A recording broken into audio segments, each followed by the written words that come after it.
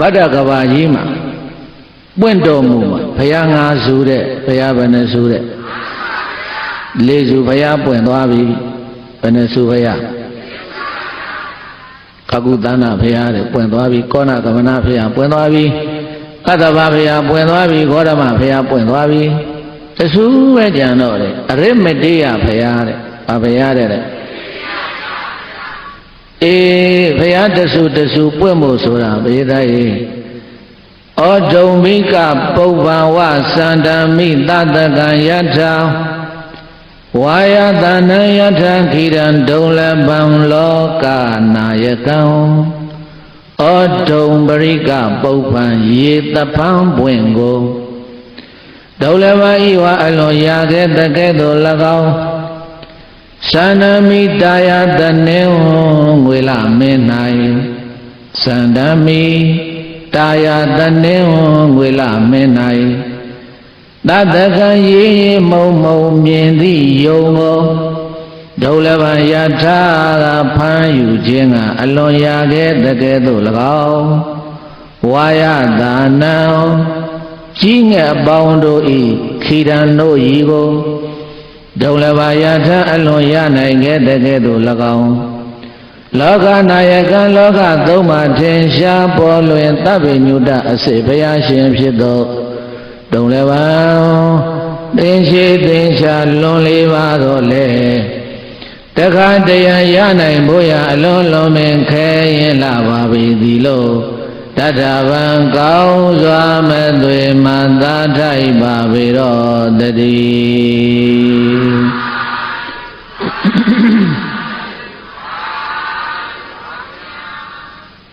ဖယားတဆူတဆူပွင့်ပေါ်ဖို့ဘလောက်ထိအောင်ခဲရင်လုံးဆိုတာကိုဥပမာ3မျိုးနဲ့ပြောသွားတာဥပမာဘယ်နှမျိုးလဲကဲဆိုကြည့်ပါပိဋကရေတဖမ်းမှာရဖို့ရာလွန်စွာခဲရင်သည်ရေတဖမ်းပွင့်မှာရဖို့ရာလွန်စွာခဲရင်သည်လမရေထားယုံယုတ်အားဖမ်းညာခဲရင်သည်လမရေထား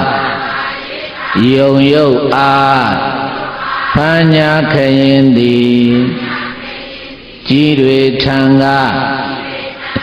နို့ကိုရာလွန်စွာခဲရင်သည်ကြီးတွေထံကနို့ကိုရာ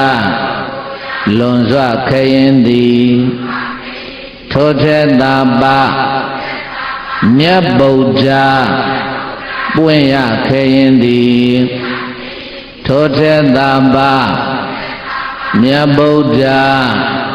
ပွင့်ရခဲရင်သည်နမတေပါဥပမာပေတော့ဆိုရင်ဩဒုံပရိကပုဗ္ဗံဝါတဲ့ရေတဖမ်းပွင့်ဆိုတာအလွန်တရာရှာရခက်တယ်ရေတဖမ်းပွင့်ဆိုတာအလွန်တရာရှာရခက်တယ်တဲ့နောက်တကသန္နမိတတကယထာဒုတိယဥပမာကဘာပြောတာတော့ဆိုလို့ရှိရင်ဟိုဘိုးရွှေလမင်းလို့ခေါ်တဲ့ကောင်းကင်မှာထိမ့်ထိန်သားနေတဲ့အဲ့ဒီလမင်းကြီးရဲ့အတွင်းမှာရေးထားတဲ့ယုံရုပ်တဲ့ဘာရုပ်တဲ့လဲဖရာလောင်းတော်ယုံမင်းဇတ်တော်တို့ကမိဘုံနဲ့ခုံဆင်းတာတရားမင်းကဇီဝိတဒါနအသက်ဆွန်ပြီးတော့လှူတဲ့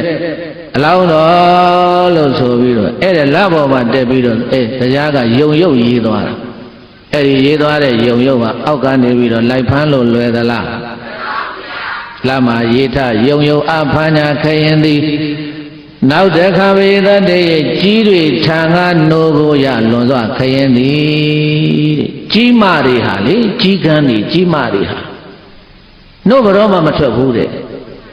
အဲ့ဒါကြီးမရှိကနို့ကိုယ်တာရရင်ရသွားမယ်ကြီးနို့သွားညစ်လို့နို့ရည်တာထွက်ရင်ထွက်သွားလိမ့်မယ်တဲ့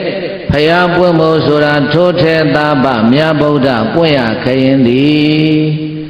ဩဒုံမတိကပုဗ္ဗဝသန္နာမိတတကယထာဝါယတာနယထာခိရံဒုံလပံလောကနာယကံတဲ့တရားမို့လို့ဘုရားတဆူတဆူပွင့်မို့ကမာရီသိရှိသိညာအကြာကြီးဆောက်ရတယ် တရာတိကဖရာတဲ့ဝိရိယတိကဖရာတဲ့ပညာတိကဖရာတဲ့ဖရာတွေကလည်းတစ်ပါးနဲ့ပါရမီဖြည့်တာချင်းမတူဘူးအ ਨੇ ဆုံးဖရာက၄သိန်းချင်းနဲ့ကဘာတသိန်းပါရမီဖြည့်ရတယ်16သိန်းနဲ့ကဘာတသိန်း18သိန်းနဲ့ကဘာတသိန်းအဲ့ဒါကဘာတသိန်းကိုမပြောပါနဲ့တကဘာရဲ့တက်တန်းကိုဘုန်းကြီးတို့ပြေးတာကိုဘုန်းကြီးနည်းနည်းလေးဥပမာပေးမယ်တကဘာဟာဘယ်လောက်ကြာတော့ဆိုရင်တောင်ကြီးတစ်ခုလေစัจ java လာလောက်ရှိတဲ့တောင်ကြီးကဲစัจ java လာမမေမျိုးထားဗျာကပကိုးရုံးမတောင်လောက်ရခိုင်ရုံးမတောင်လောက်ရှိအဲ့လိုတောင်တန်းကြီးတစ်ခုပေါ့အဲ့ဒီတောင်ကြီးကကြောက်တောင်ကြီးတဲ့ဘာတောင်နဲ့လဲအဲ့ဒီလိုကြောက်တောင်ကြီးပကိုးရုံးမတို့လိုရခိုင်ရုံးမတို့လိုရှမ်းရုံးမတို့လိုအဲ့ဒီလိုကြောက်တိုင်ကြီးကြောက်တောင်ကြီးတော့ပုပ္ပတောင်တို့လိုပေါ့အဲ့လိုကြောက်တောင်ကြီးကြောက်သားအတိပြီးတော့ကြောက်တောင်ကြီးအဲ့ဒီကြောက်တောင်ကြီးကိုအလွန်တရာနူးညံ့သောဂွန်းစကလေးနဲ့အနှစ်တရာကိုတစ်ချိန်ပဲပေါ့အနှစ်တရာနေမှအဲ့ဒီအလွန်တရာနူးညံ့တဲ့ဂွန်းနဲ့အဲ့ဒီကြောက်တောင်ကြီးကိုတစ်ချိန်ပေါ့ပို့ပြီးရထားနောက်အနှစ်တရာပြည့်မှအဲ့ကြောက်တောင်ကြီးကိုဂွန်းစနဲ့ပေါ့ဂွန်းစနဲ့ရှောက်ဖို့ဒီမှန်ကိုကြီးတုပ်သလိုအဲ့ဒါဂွန်းစနဲ့ရှောက်ဖို့အနှစ်တရာမှတစ်ချိန်အနှစ်တရာကိုဘယ်နဲ့ချိန်လဲပုပ္ပများလို့ကြောက်တောင်ကြီးတာပဲ့ပြီးတော့ကြောက်တောင်ကြီးကုန်သွားပဲတဲ့တကဘာရဲ့တတ်တာမကုန်ဘူးတဲ့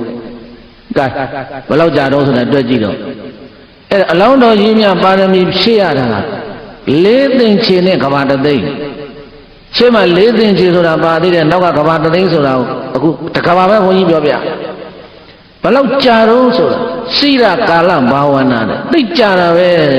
သစ္စာ၄ပါးသိဖို့လို့ဘုရားဖြစ်ဖို့ပါရမီဖြည့်ရဒါအနိမ့်ဆုံးဘုရားပြောတာ၄သိန်းချင်းနဲ့ကဘာတသိန်းဒီတဲ့နည်းနည်းမြင့်တဲ့ဘုရားဆိုရင်၈သိန်းချင်းနဲ့ကဘာတသိန်းဒီတဲ့နည်းနည်းမြင့်တဲ့ဘုရားဆို36ချင်းနဲ့ကဘာတသိန်းပညာတိကဘုရားဝရိယတိကဘုရားသရတိကဘုရားဆိုဘုရားကလည်း၃ဆင့်ရှိသူပါရမီဖြည့်ရကာလနဲ့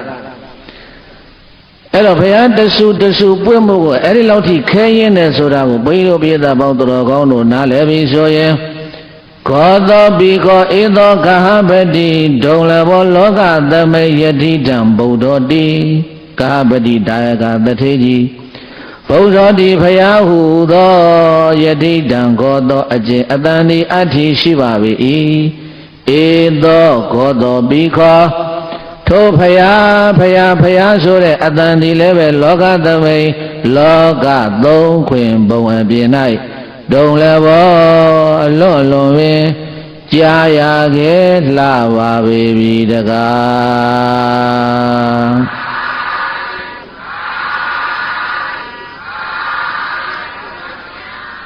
နောက်တစ်ဆင့်ကဗာတဲ့သွားတော့ဆိုရင်ဘေးတရေဖယားဆိုတဲ့အတန်ကိုကြားဖို့ဆိုတာတော့မှမလွယ်ဘူးတဲ့ဆိုလိုက်ပါဖယားဆိုသည်မြအတန်ကကြားရမလွယ်ပြီဖယားဆိုသည်မြအတန်ကကြားရမလွယ်ပြီယခုအခါအတန်မှာကြားကနေကြပြီယခုအခါအတန်မှာကြားကနေကြပြီအတန်မြတာမကပါဖူးကနေကြပြီအတန်မြတာမကပါဖူးကနေကြပြီဘုရားဆိုတဲ့အတန်ကိုကြားဖို့ဆိုတာမလွယ်ဘူးတဲ့ဒါကြောင့်ဒီနေ့ဘုန်းကြီးတို့တရားတော်မတွေကံကောင်းတယ်ဘုရားဆိုတဲ့အတန်လဲကြားရတယ်တရားဆိုတဲ့အတန်လဲကြားရတယ်တန်ခါဆိုတဲ့အတန်လဲကြားရတယ်ကြားယုံနေလားဆိုတော့ဖူးတော့မှဖူးလိုက်ရသေးတယ်မဖူးလိုက်ရဘူးလားအေးဒါကြောင့်လောကထဲမှာမှတ်ပရိသတ်ဤကဘာနှမျိုးရှိတယ်တဲ့ကဘာဘယ်နှမျိုးလဲနံပါတ်1က3ညကဘာတဲ့ဘာကဘာတဲ့3ညကဘာဆိုတာဘုရားလုံးဝမပွင့်တဲ့ကဘာကြီးကို3ညကဘာလို့ခေါ်တယ်နံပါတ်2ကအ3ညကဘာတဲ့အ3ညကဘာဆိုတာဘုရားပွင့်တဲ့ကဘာအ3ညကဘာဆိုတာဘာကဘာဒါမြင်ကဘာ2မျိုးလို့မှတ်ပါကဘာဘယ်နှမျိုးလဲ3ညကဘာနဲ့အ3ညကဘာဘာနဲ့တဲ့ အဲ့ဒီဘုရားပွင့်တဲ့အတုံညာကဘာကလည်းပရိသတ်ကြီး5မျိုးရှိတယ်ဘယ်နှမျိုးရှိလဲနံပါတ်1ဘုရားတဆူတဲ့ပွင့်ပြီးတော့ကဘာကြီးပြက်သွားတာတဆူပွင့်တဲ့ကဘာကိုတာရကဘာတဲ့ဘာကဘာတဲ့လေနောက်ကဘာတစ်ခုထပ်ပေါ်လာတယ်ဘုရားနှစ်ဆူပဲပွင့်ပြီးတော့ကဘာကြီးမိကြောင်ရေကြောင်လေးကြောင်တစ်ခုကြောင်ကဘာကြီးပြက်စီးသွားအဲ့ဒီကဘာကိုတော့မန္တကဘာတဲ့ဘာကဘာတဲ့နောက်တဲ့ကဘုရားသုံးစုပဲပွင့်တဲ့ကဘာကြတော့ဝရကဘာတဲ့ဘာကဘာတဲ့ဘုရားလေးစုပွင့်တဲ့ကဘာကိုတော့တာရမန္တကဘာဘာကဘာတဲ့ဘုရားငါးစုကဘာမချပဲနဲ့ဇက်တိုက်ပွင့်တဲ့ကဘာကိုတော့ဗဒ္ဒကဘာတဲ့ဘာကဘာတဲ့ဒါကြောင့်ဗဒ္ဒတဲ့ကဘာကြာ9ခိုင်ပမတင့်ပွင့်ကြဗုဒ္ဓဗဒ္ဒတဲ့ကဘာကြာ9ခိုင်ပမတင့်ပွင့်ကြဗုဒ္ဓလေးစုမှာလွန်ငါပကွယ်သွားအဲ့ဒါလေးလိုက်ဆိုပါဘိရင်တိုင်းတဆူသာရနိမန္တဝရသုံးစုသာတဆူသာရနိမန္တဝရသုံးစုသာသာရမန္တလေးစုများဗဒ္ဒ5စုသာသာရမန္တလေးစုများဗဒ္ဒ5စုသာတဆူတော်မြမပွင့်ကသုံးညာကကဘာတဆူတော်မပွင့်ကသုံးညာကကဘာ5စုတဲ့ပို့ပြီးတော့လည်းဘုရားမပွင့်တော့ဘူးတဲ့ဆိုတော့အဲ့တော့ခုဗဒ္ဒကဘာမှာကြုံနေရတဲ့ဘုန်းကြီးတို့တရားတော်မတွေကံကလေကောင်းပြီးရင်ကောင်းရင်ကောင်းပြီးရင်ကောင်းရင်ပဲဘာဖြစ်လို့ဘုရားတဆူပွင့်ပြီးတော့ကဘာပြတ်မှလည်းမဟုတ်ဘူး2ဆူမဟုတ်ဘူး3ဆူမဟုတ်4ဆူမဟုတ်5ဆူကိုဇက်တိုက်ပွင့်တာကဘာချားလားကဘာမချားဘူး5ဆူကိုဇက်တိုက်ပွင့်သွားတာအခု4ဆူဘုရားလွန်သွားပြီအဲ့တော့လွန်သွားတဲ့ဘုရားထဲမှာဘိယတိုင်နမတေကကုတဏ္ဏမြတ်စွာဘုရားတဲ့ဗာဘုရားတဲ့လေအခုကြိုက်ပွန်ဘုရားကြီးမှာဘုရားကြီး4ဆူကြောကျင့်တတ်တယ်မထားဘူးလားအရှိအယကဘုရားဟာကကုတဏ္ဏဘုရားဗာဘုရားတဲ့လေကြိုက်ဆိုတာကမွန်ပါတာပဲပွန်ဆိုတာက4ဆူဘုရားဗာဘုရားတဲ့လေကြိုက်ပွန်ဘယ်သွားမလို့လဲကြိုက်ပွန်သွားမလို့ဘယ်ဘုရားလဲကြိုက်ပွန်ဘုရားသွားဖို့မလို့ခိုးတော့ကဘေကုခန္ဓာဝတိဟာမွန်နေပြီတော်ကြီးပဲအဲ့တော့ဘုရားတွေနာမည်တွေကများသောအားဖြင့်မွန်နာမည်တွေကြီးမဲ့ထားတာများတယ်မွန်ကဘုရားကိုကြိုက်လို့ခေါ်တာပွန်က4ဆူဘုရားကကြိုက်ပွန်ဆိုတာမြန်မာလိုပြန်ရင်ဘုရား4ဆူလို့အဓိပ္ပာယ်ထွက်တယ်ဘုရားဗနဲ့ဆူတယ်ဒီကနေမြို့ထဲနဲ့သွားတော့ဟိုရုံမရေခဲတဲ့နောက်ဟိုမိယုံဟိုဘက်ကနေလှမ်းကြည့်လိုက်လို့ရှိရင်လက်ကွင်းကြီးထဲမှာဓာတ်တော်ကျုပ်ဘုဒ္ဓနာတည်ထားတာအဲ့ဒါကြိုက်ပေါ်ဖရာတဲ့ဗာဖရာတဲ့လေကြိုက်ဆိုတာဖရာပဲပေါ်ဆိုတာပြန်လာကောင်းငင်ကနေပြန်လာတဲ့ဖရာရှိစုကိုကြောက်စင်းတို့ဖရာရှိစုကိုတိတ်တာရာသာမင်းနဲ့သုဘဒဒေဝီမိဖရာမိမိဖရာနှစ်ပါးတို့အဲ့ဒီမှာဖရာတည်တာအဲ့ဒါကြိုက်ပေါ်ဖရာတဲ့ဗာဖရာတဲ့လေဘဂိုးဖရာတွေကများသောအားဖြင့်ကြိုက်ပါတယ်ကြိုက်ပေါ်တဲ့ကြိုက်ပေါ်နဲ့ကြိုက်သလွန်တဲ့ရှင်မောတော်ဘုရားကြီးရဲ့မူလနာမည်ကကြိုက်မူတာတဲ့ပါတယ်လေကြိုက်မူတာရှင်မောတော်ဘုရားရဲ့မူလဘွဲ့ကကြိုက်ဆိုတာဘုရားပဲမူတာဆိုတာယတ္တာဗမာရလဲသဲတောင်စွန်းမှာဘဂိုးမြို့ကြီးကပင်လဲမြို့ကြီးပဲသဲတောင်စွန်းလေးပေါ်နေတော့အဲ့ဒီသဲတောင်စွန်းမှာမြတ်စွာဘုရားရပ်ပြီးတော့ဗျာဒိတ်ပေးသွားတာဟာသာဝတိရာဇဌာနီမင်းနေပြည်ကြီးပေါ်လိမ့်မယ်သာသနာထုံးမယ်လို့ဆိုပြီးတော့မြတ်စွာဘုရားနောက်ပါသံဃာတော်တွေနဲ့သုဝဏဘုံမိသထုံကိုကြွတော့ဒီမှာခဏနားတယ်တဲ့အဲ့ဒီသဲတောင်စွန်းမှာရပ်ပြီးတော့နားတာမို့လို့ဘုရားသဲစွန်းမှာရပ်ပြီးတော့နားပြီးတော့ဗျာဒိတ်ပေးခဲ့တဲ့နေရာမို့လို့ကြိုက်မူတာတဲ့ဗါတဲ့လေ အဲ့ဒါမူတာကနေတပြေးပြေးကာလရွေ့လျောပြီးတော့မူတာကနေရှိရကြိုက်ပြုတ်သွားပြီးတော့မူတာကနေပြီးတော့မူတော်မော်တော်တပြေးပြေးနဲ့နောက်တော့ရွှေသင်္ကန်းကလည်းတော့ရွှေမော်တော်ဆိုပြီးတော့ဒီလိုတွင်တာဘုရားဘုရားတွေကရှိရကြိုက်တွေပါတယ်အခုဒီမှာလဲကြိုက်ပုံနဲ့ဘာဖြစ်လို့ကြိုက်ပုံခေါ်တယ်လဲကြိုက်ဆိုတာဘုရားပဲပွန်ဆိုတာလေးပဲလေးစုဘုရားပဲဘုရားကြီးမှန်းပြီးတယ်တော့ကကုသနာဘုရားကြီးမှန်းပြီးတော့တည်ရတယ်ကောဏကမနာဘုရားကြီးမှန်းပြီးတော့တည်ရတယ်ကတ္တဗမြတ်စွာဘုရားကြီးမှန်းပြီးတော့တည်ရတယ်ဂေါတမမြတ်စွာဘုရားကြီးမှန်းပြီးတော့တည်ရတယ်အဲ့တော့အရှိရမှာသတင်းသုံးနေတော်မူတဲ့ကကုသနာမြတ်စွာဘုရားရဲ့ဗုဒ္ဓဝင်အကျဉ်းလေးကိုဘုန်းကြီးတို့ပြေတာကိုဘုန်းကြီးပြောမယ်အဲ့ဒီကကုသနာမြတ်စွာဘုရားရဲ့နေပြည်တော်ကခေမဝတီမြို့တဲ့ဗာမြို့တယ်လဲဘုရားရဲ့ခမဲတော်က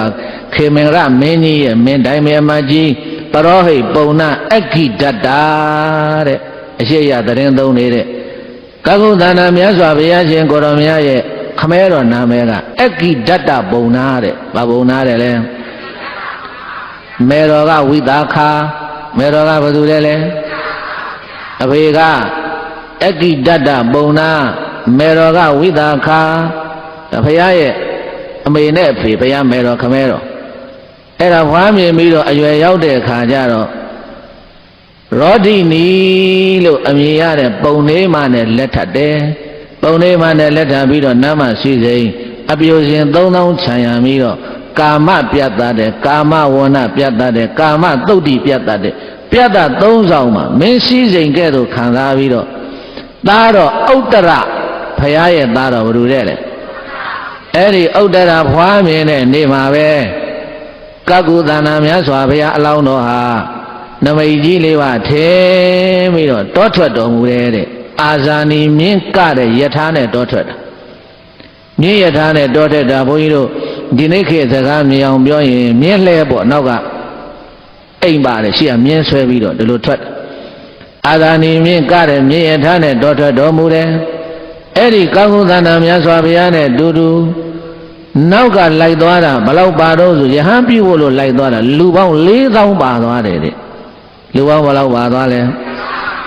လူပေါင်း4000ပါသွားပြီးတော့တောထဲမှာယဟန်ပြုတယ်တဲ့ဒုက္ခရစရိယာဘလောက်ကျင့်ရတော့ဆိုရင်ကကုသနာမြတ်စွာဘုရားကဒုက္ခရစရိယာ8လပဲကျင့်ရတယ်ဘယ်နှလကျင့်ရဒုက္ခရစရိယာ8လပဲကျင့်ရတယ်သူစန္ဒရဏီကုံရွာသူဝစီရိန္ဒပုံနာရဲ့သမီးလှူတဲ့နုကနာစွမ်းကိုဖုံးပေးပြီးတော့တို့ဘုရားတို့ရဲ့ဓမ္မရာပေါ့ဘုရားဖြစ်မဲ့နေမှာနုကနာစွမ်းဖုံးပေးရတယ်အဲ့ဒါရွှေခွက်လှူတယ်အဲ့ဒီရွှေခွက်ကိုအလှခံပြီးတော့မြစ်ထဲမျောတယ်ပြီးတဲ့အခါကျတော့လမ်းထဲမှာတုပ္ပဒလို့ခေါ်တယ်မယောခင်စောက်မျိုးသားလှူတဲ့မျက်ရှိစုပ်ကိုအလှခံပြီးတော့ဘဲကိုကြွားသွားတော့ဆိုလို့ရှိရင်ဖယားတရင်သုံးမဲ့ဖယားဖြစ်မဲ့ဘောဓိပင်တဲ့အဲ့ဒီဘောဓိပင်ကကုတ်ကိုပင်နဲ့ဘာပင်နဲ့လဲဘောဓိဆိုတာသစ္စာသိတဲ့အပင်ကိုခေါ်တာတချို့ကဘောဓိဆိုတာညောင်ကြီးတွေ့နေတာမှန်မှန်မဟုတ်ဘူးဖယားတွေကလေတပားနဲ့ဒီအမိပြုတဲ့အပင်ဟာမတူ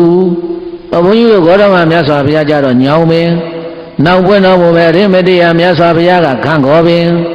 တပားနဲ့တပားအမိပြုတဲ့အပင်ချင်းမတူဘူးအခုကကုသနာမြတ်စွာဘုရားအမိပြုတဲ့အပင်ကကုတ်ကိုပင်ဘာပင်လဲကုတ်ကိုဘောဓိခေါ်တယ်ဘာဘောဓိလဲအေးခေါ်တော်မှာမြတ်စွာဘုရားကညောင်ဘောဓိအရိမတေယမြတ်စွာဘုရားကခန့်ခေါ်ဘောဓိဘောဓိဆိုတာညောင်ပင်ကြီးတွေ့မနေနဲ့ဘောဓိဆိုတာသစ္စာသိတဲ့အပင်အမိပြုတဲ့အပင်ကိုဘောဓိလို့ခေါ်တာပဲအဲ့တော့ကကုသနာမြတ်စွာဘုရားသည်ကိုကိုဘောဓိပင်ကြွတော်မူပြီးတော့အဲ့ဒီမှာဘုရားဖြစ်သူရောက်မကိလမြို့အနီးမိဂရာဝံတော်ဟောတို့ဘုရားကြတော့ဗာရာဏသီမိဂရာဝံတော်ကကုသနာမြတ်စွာဘုရားကြတော့မကိလမြို့မိဂရာဝံတော်ကြွပြီးတော့အဲ့ဒီမှာရောက်နေနဲ့ယဟန်4000တဲ့သူနဲ့တူတူတောထွက်ပြီးတော့ပါလာတာယဟန်ဘယ်နှသောင်းလဲတို့ဘုရားကြတော့မိဂရာဝံတော်မှာပစ္စဝေကိ5ပါးကိုဟောတာ5ပါးတည်းဟောရတာကကုသနာမြတ်စွာဘုရားကြတော့အဲ့ဒီတောထဲမှာမိဂရာဝံတော်မှာစောင့်နေတဲ့ယဟန်4000တ ဓမ္မစကြာတရားဟောတယ်တဲ့အဲ့ဒီဓမ္မစကြာတရားအဆုံးမှာဂရေ4000တော်နတ်လူမြမာတွေကြွတန်းဝင်ကြတယ်ကာကုသနာမြတ်စွာဘုရားရဲ့အရတ်တော်ကအတောင်40ရှိတယ်ဘုရားအရတ်တော်ဘယ်လောက်ရှိတတ်တော်က4000တတ်တော်ဘယ်လောက်လဲအေးတတ်တော်4000တိတိနေသွားတာအဲ့ဒီကာကုသနာမြတ်စွာဘုရားလက်ထက်တော်မှာတို့ခေါ်ဓမ္မဘုရားအလောင်းတော်ကဘာဖြစ်တုံးဆိုလို့ရှိရင်ခေမကမင်းနဲ့ဗာမင်းနဲ့လေအိုးဘုရားလောင်းတော်ခေါ်ဓမ္မဘုရားလောင်းတော်ခေမကမင်းကကာကုသနာမြတ်စွာဘုရားထံသွားပြီးတော့ဘုရားသွားဖူးအဲ့ဒီမှာကာကုသနာမြတ်စွာဘုရားရှင်ကိုရောမြတ်ကဗဒ္ဒကဘာမှာ၄စုမြောက်ဘုရားဖြစ်လိမ့်မယ်လို့ဘုရားအလောင်းတော်ခေမကမင်းကိုဗျာဒိဋ္ဌစကားကောင်းစွာမသွေမိန်ကြတော်မူလိုက်ပါပေသတည်း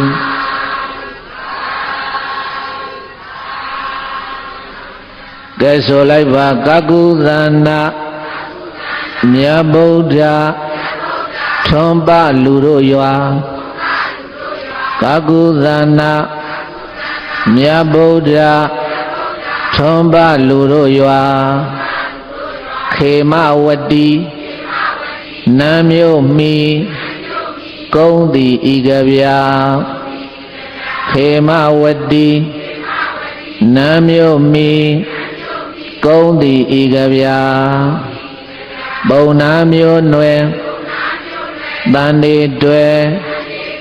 လောင်းကျွယ်မြတ်ဗုဒ္ဓပုံနာမျိုးနွယ်တန်နေတွယ်လောင်းကျွယ်မြတ်ဗုဒ္ဓခေမင်္ဂရဆုံးမတ္တအမတ်ချုပ်ကြီးပါခေမင်္ဂရဆုံးမတ္တအမတ်ချုပ်ကြီးပါအဂိဒတ္တဇနီလာနာမဝိသာခာအဲ့ဒါဘုရားရှင်ကိုရောမြတ်ရဲ့ခမဲတော်ကအဂိဒတ္တအမတ်ချုပ်ကြီးပုံနာမျိုးမှာအဲ့ဘုရားရဲ့မေတော်ကဝိသာခာတဲ့နောက်တကဆိုမယ်ပိဋကယောဓိနိခောကျင်ရတော်မနောဇနီးပါရောဓိနိခောကျင်ရတော်မနောဇနီးပါယင်သွေးပုတ္တဥတ္တရာထုတ်ပြသိစရာယင်သွေးပုတ္တဥတ္တရာထုတ်ပြသိစရာအေတို့ဂေါရမမြတ်စွာဘုရားရဲ့သားတော်ကရာဟုလားဘုရားသားတော်ဘာလို့လဲကာကုသနာမြတ်စွာဘုရားရှင်ကိုရောမြတ်ရဲ့သားတော်နာမည်ကဥတ္တရာဘယ်သူလဲလဲကဲဆိုလိုက်ပါရှင်လာတာမြတ်ကျင့်ပြင်းလှဒုက္ခရစရိယာရှင်လာတာမြတ်ကျင့်ပြင်းလှ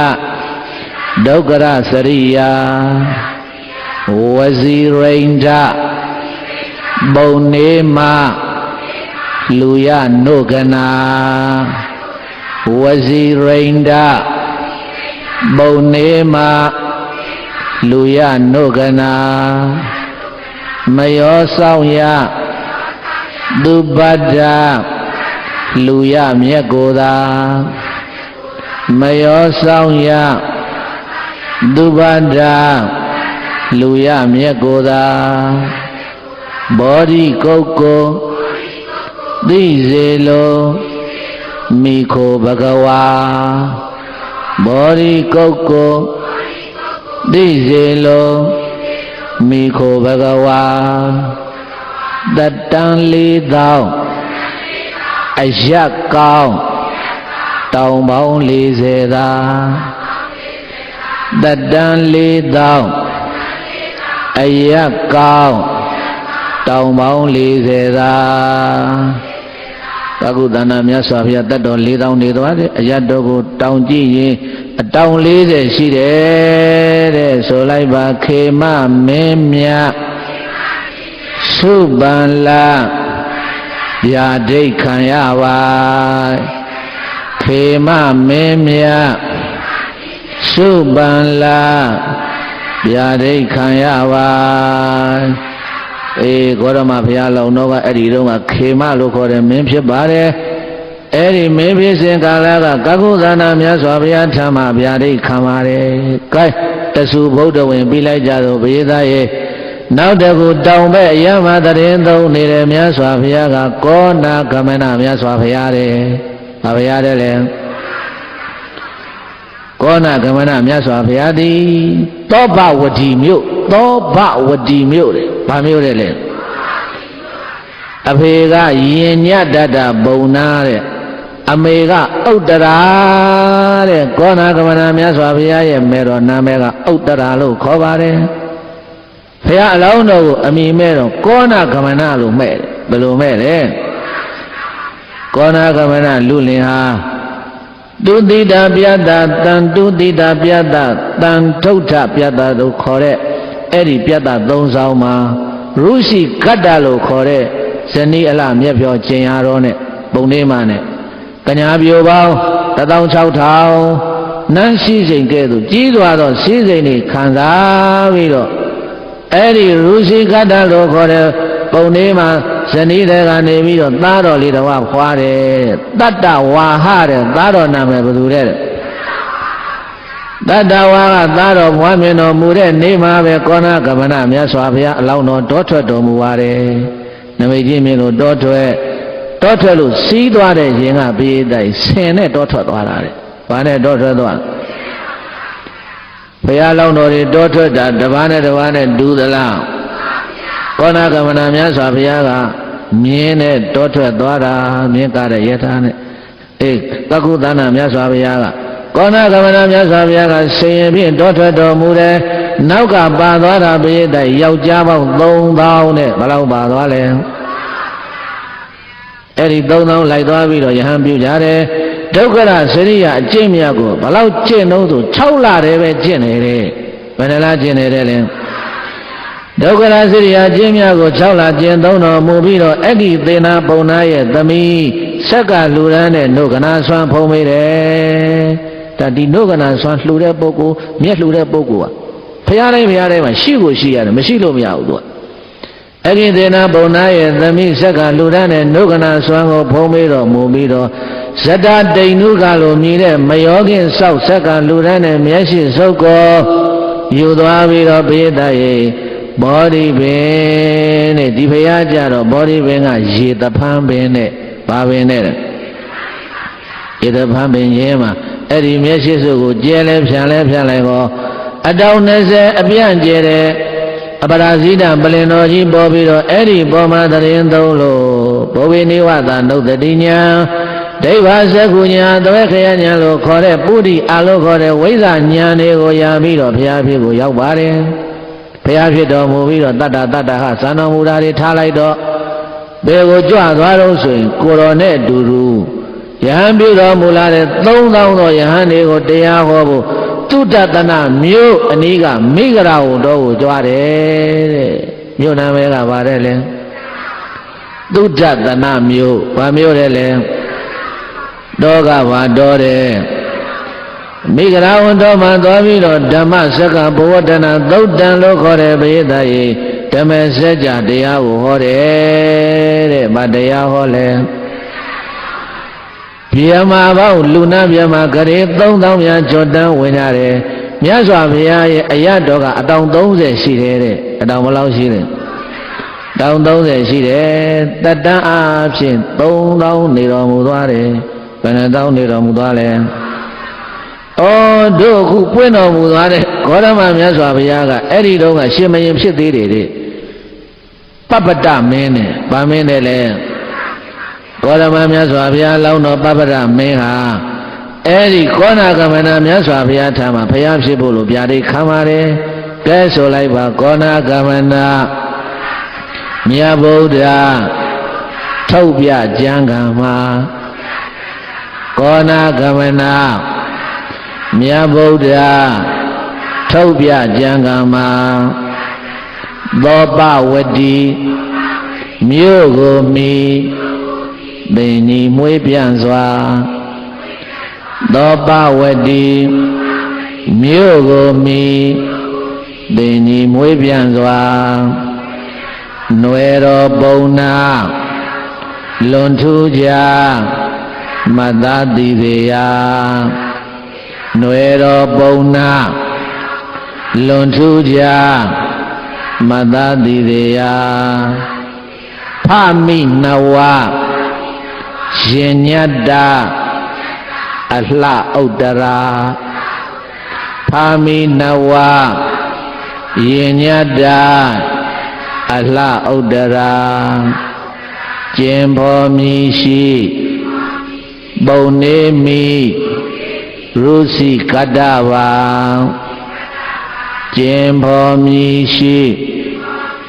ပုံနေမိရုစီကတ္တဝါတတ္တဝါဟသာအလှဖွာထမင်္ဂလာတတ္တဝါဟ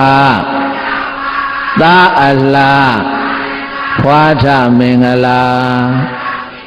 6လတာမြကျင့်ကြံရာဒုက္ခရစရိယာ6လတာမြကျင့်ကြံရာဒုက္ခရစရိယာခဏလှူပြီးပုံနေမိအဂိသေနသာခဏလှူပြီးပုံနေမိအဂိသေနသာမယောဆောင်လာဇတာဒိန္ဒုကမြဲလှူရာမကြဆွဲမြဲစွာမူယောဆောင်လာဇတာဒိန္ဒုကမြဲလှူရာမကြဆွဲမြဲစွာဘောဓိမီဆံရေတဖန်ရွှင်လန်းမိစရာဘောဓိမီဆံရေတဖန်ရွှင်လန်းမိစရာတတန်3000အယက်ကောင်းတောင်ပေါင်း30သာတတန်3000အယက်ကောင်းတောင်ပေါင်း30သာပပ္ပဒမင်းကျော်တံပြင်းဆောင်းနှင်းဗျာဒိတ်သာပပ္ပဒမင်းကျော်တံပြင်းဆောင်းနှင်းဗျာဒိတ်သာဘယ်နဲ့စုပြီးသွားပြီလဲကကုသနာဖရာနဲ့ကောဏကမနဖရာပြီးသွားပြီအနောက်ရမှာသတင်းသုံးနေတာအခုကြိုက်ပွန်ဘုရားကြီးရဲ့အနောက်ရမှာသတင်းသုံးနေတဲ့ဘုရားကကတ္တဗဘုရားတဲ့ဘာဘုရားတဲ့လဲအဲ့ဒီကတ္တဗမြတ်စွာဘုရားရှင်ကိုရမြတ်ဟာဗာရာဏသီပြည်ဗျမတတပုံနာတဲ့ခမဲတော်နာမည်ကမေတော်နာမည်ကဒနဝတိတဲ့မေတော်နာမည်ကဘယ်သူတဲ့ဒနဝတိပုံနေမှာတော့မှာဖွားမြင်တော်မူတယ်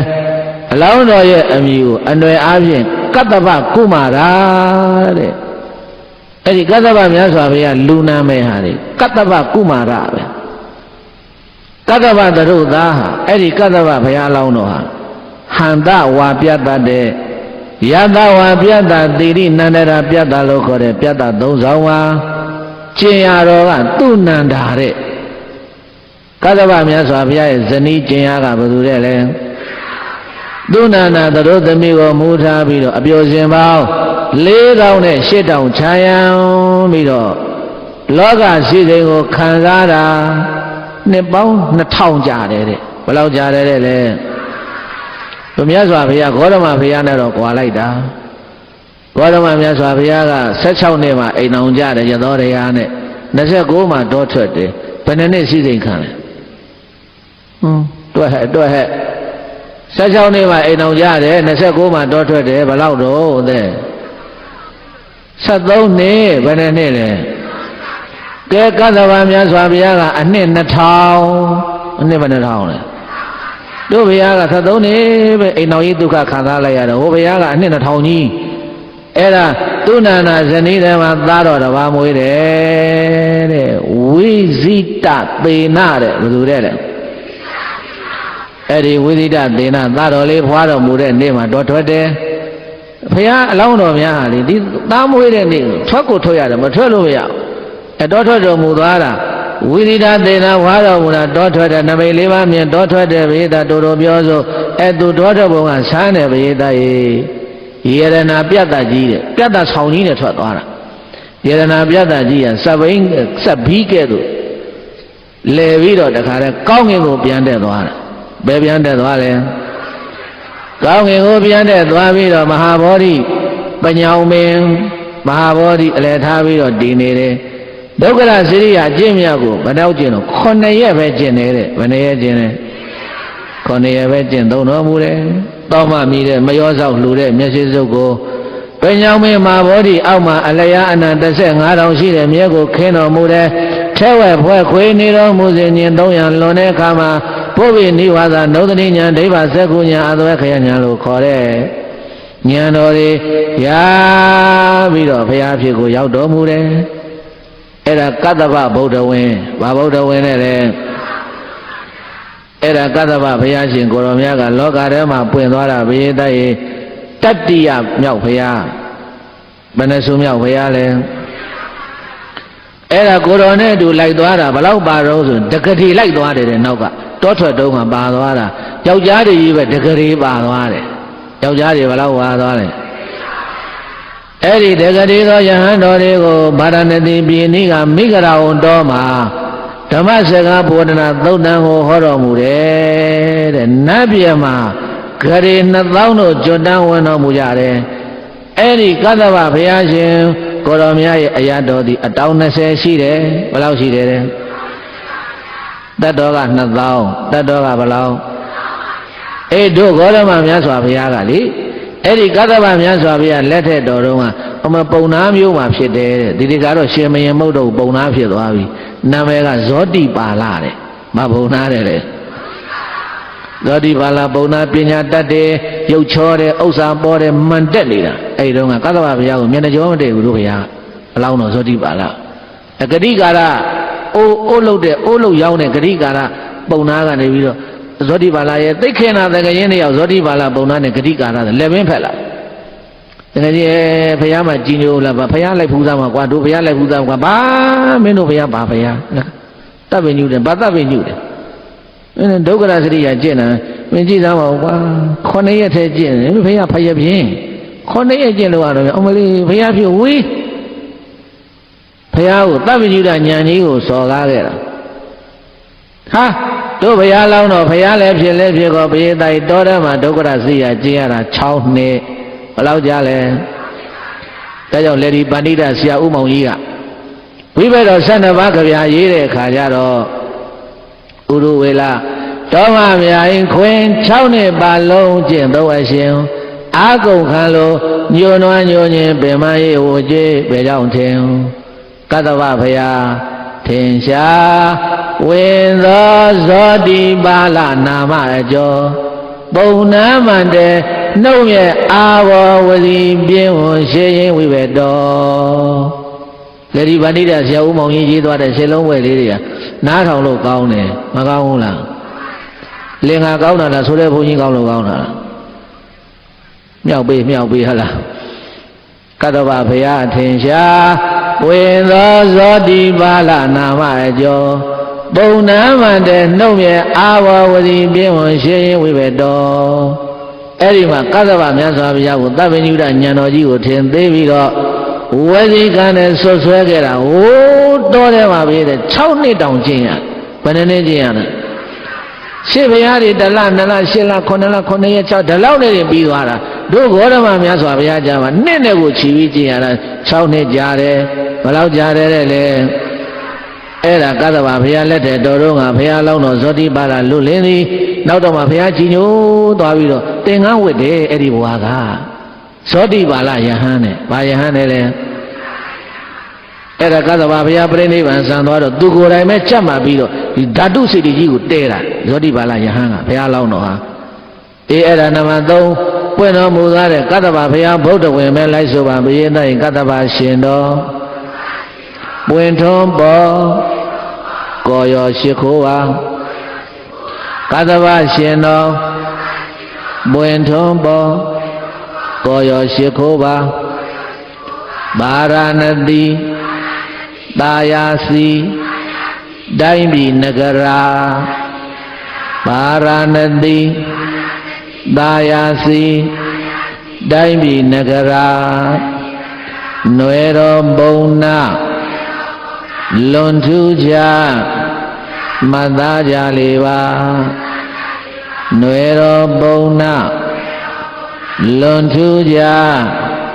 မှတ်သားကြလေပါဗျမဒဗ္ဗမေရောကဒနဝရီသာဗျမဒဗ္ဗမေရောကဒနဝရီသာဝိဇိတသေနသာဗုဒ္ဓနာမကျင်ယာသူနန္ဒာဝိဇိတသေနသာဗုဒ္ဓနာမကျင်ယာသူနန္ဒာ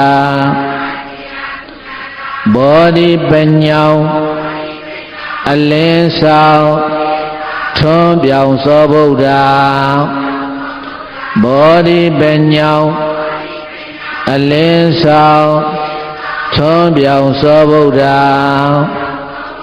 ခေါ်နေရမြဒုက္ခရာ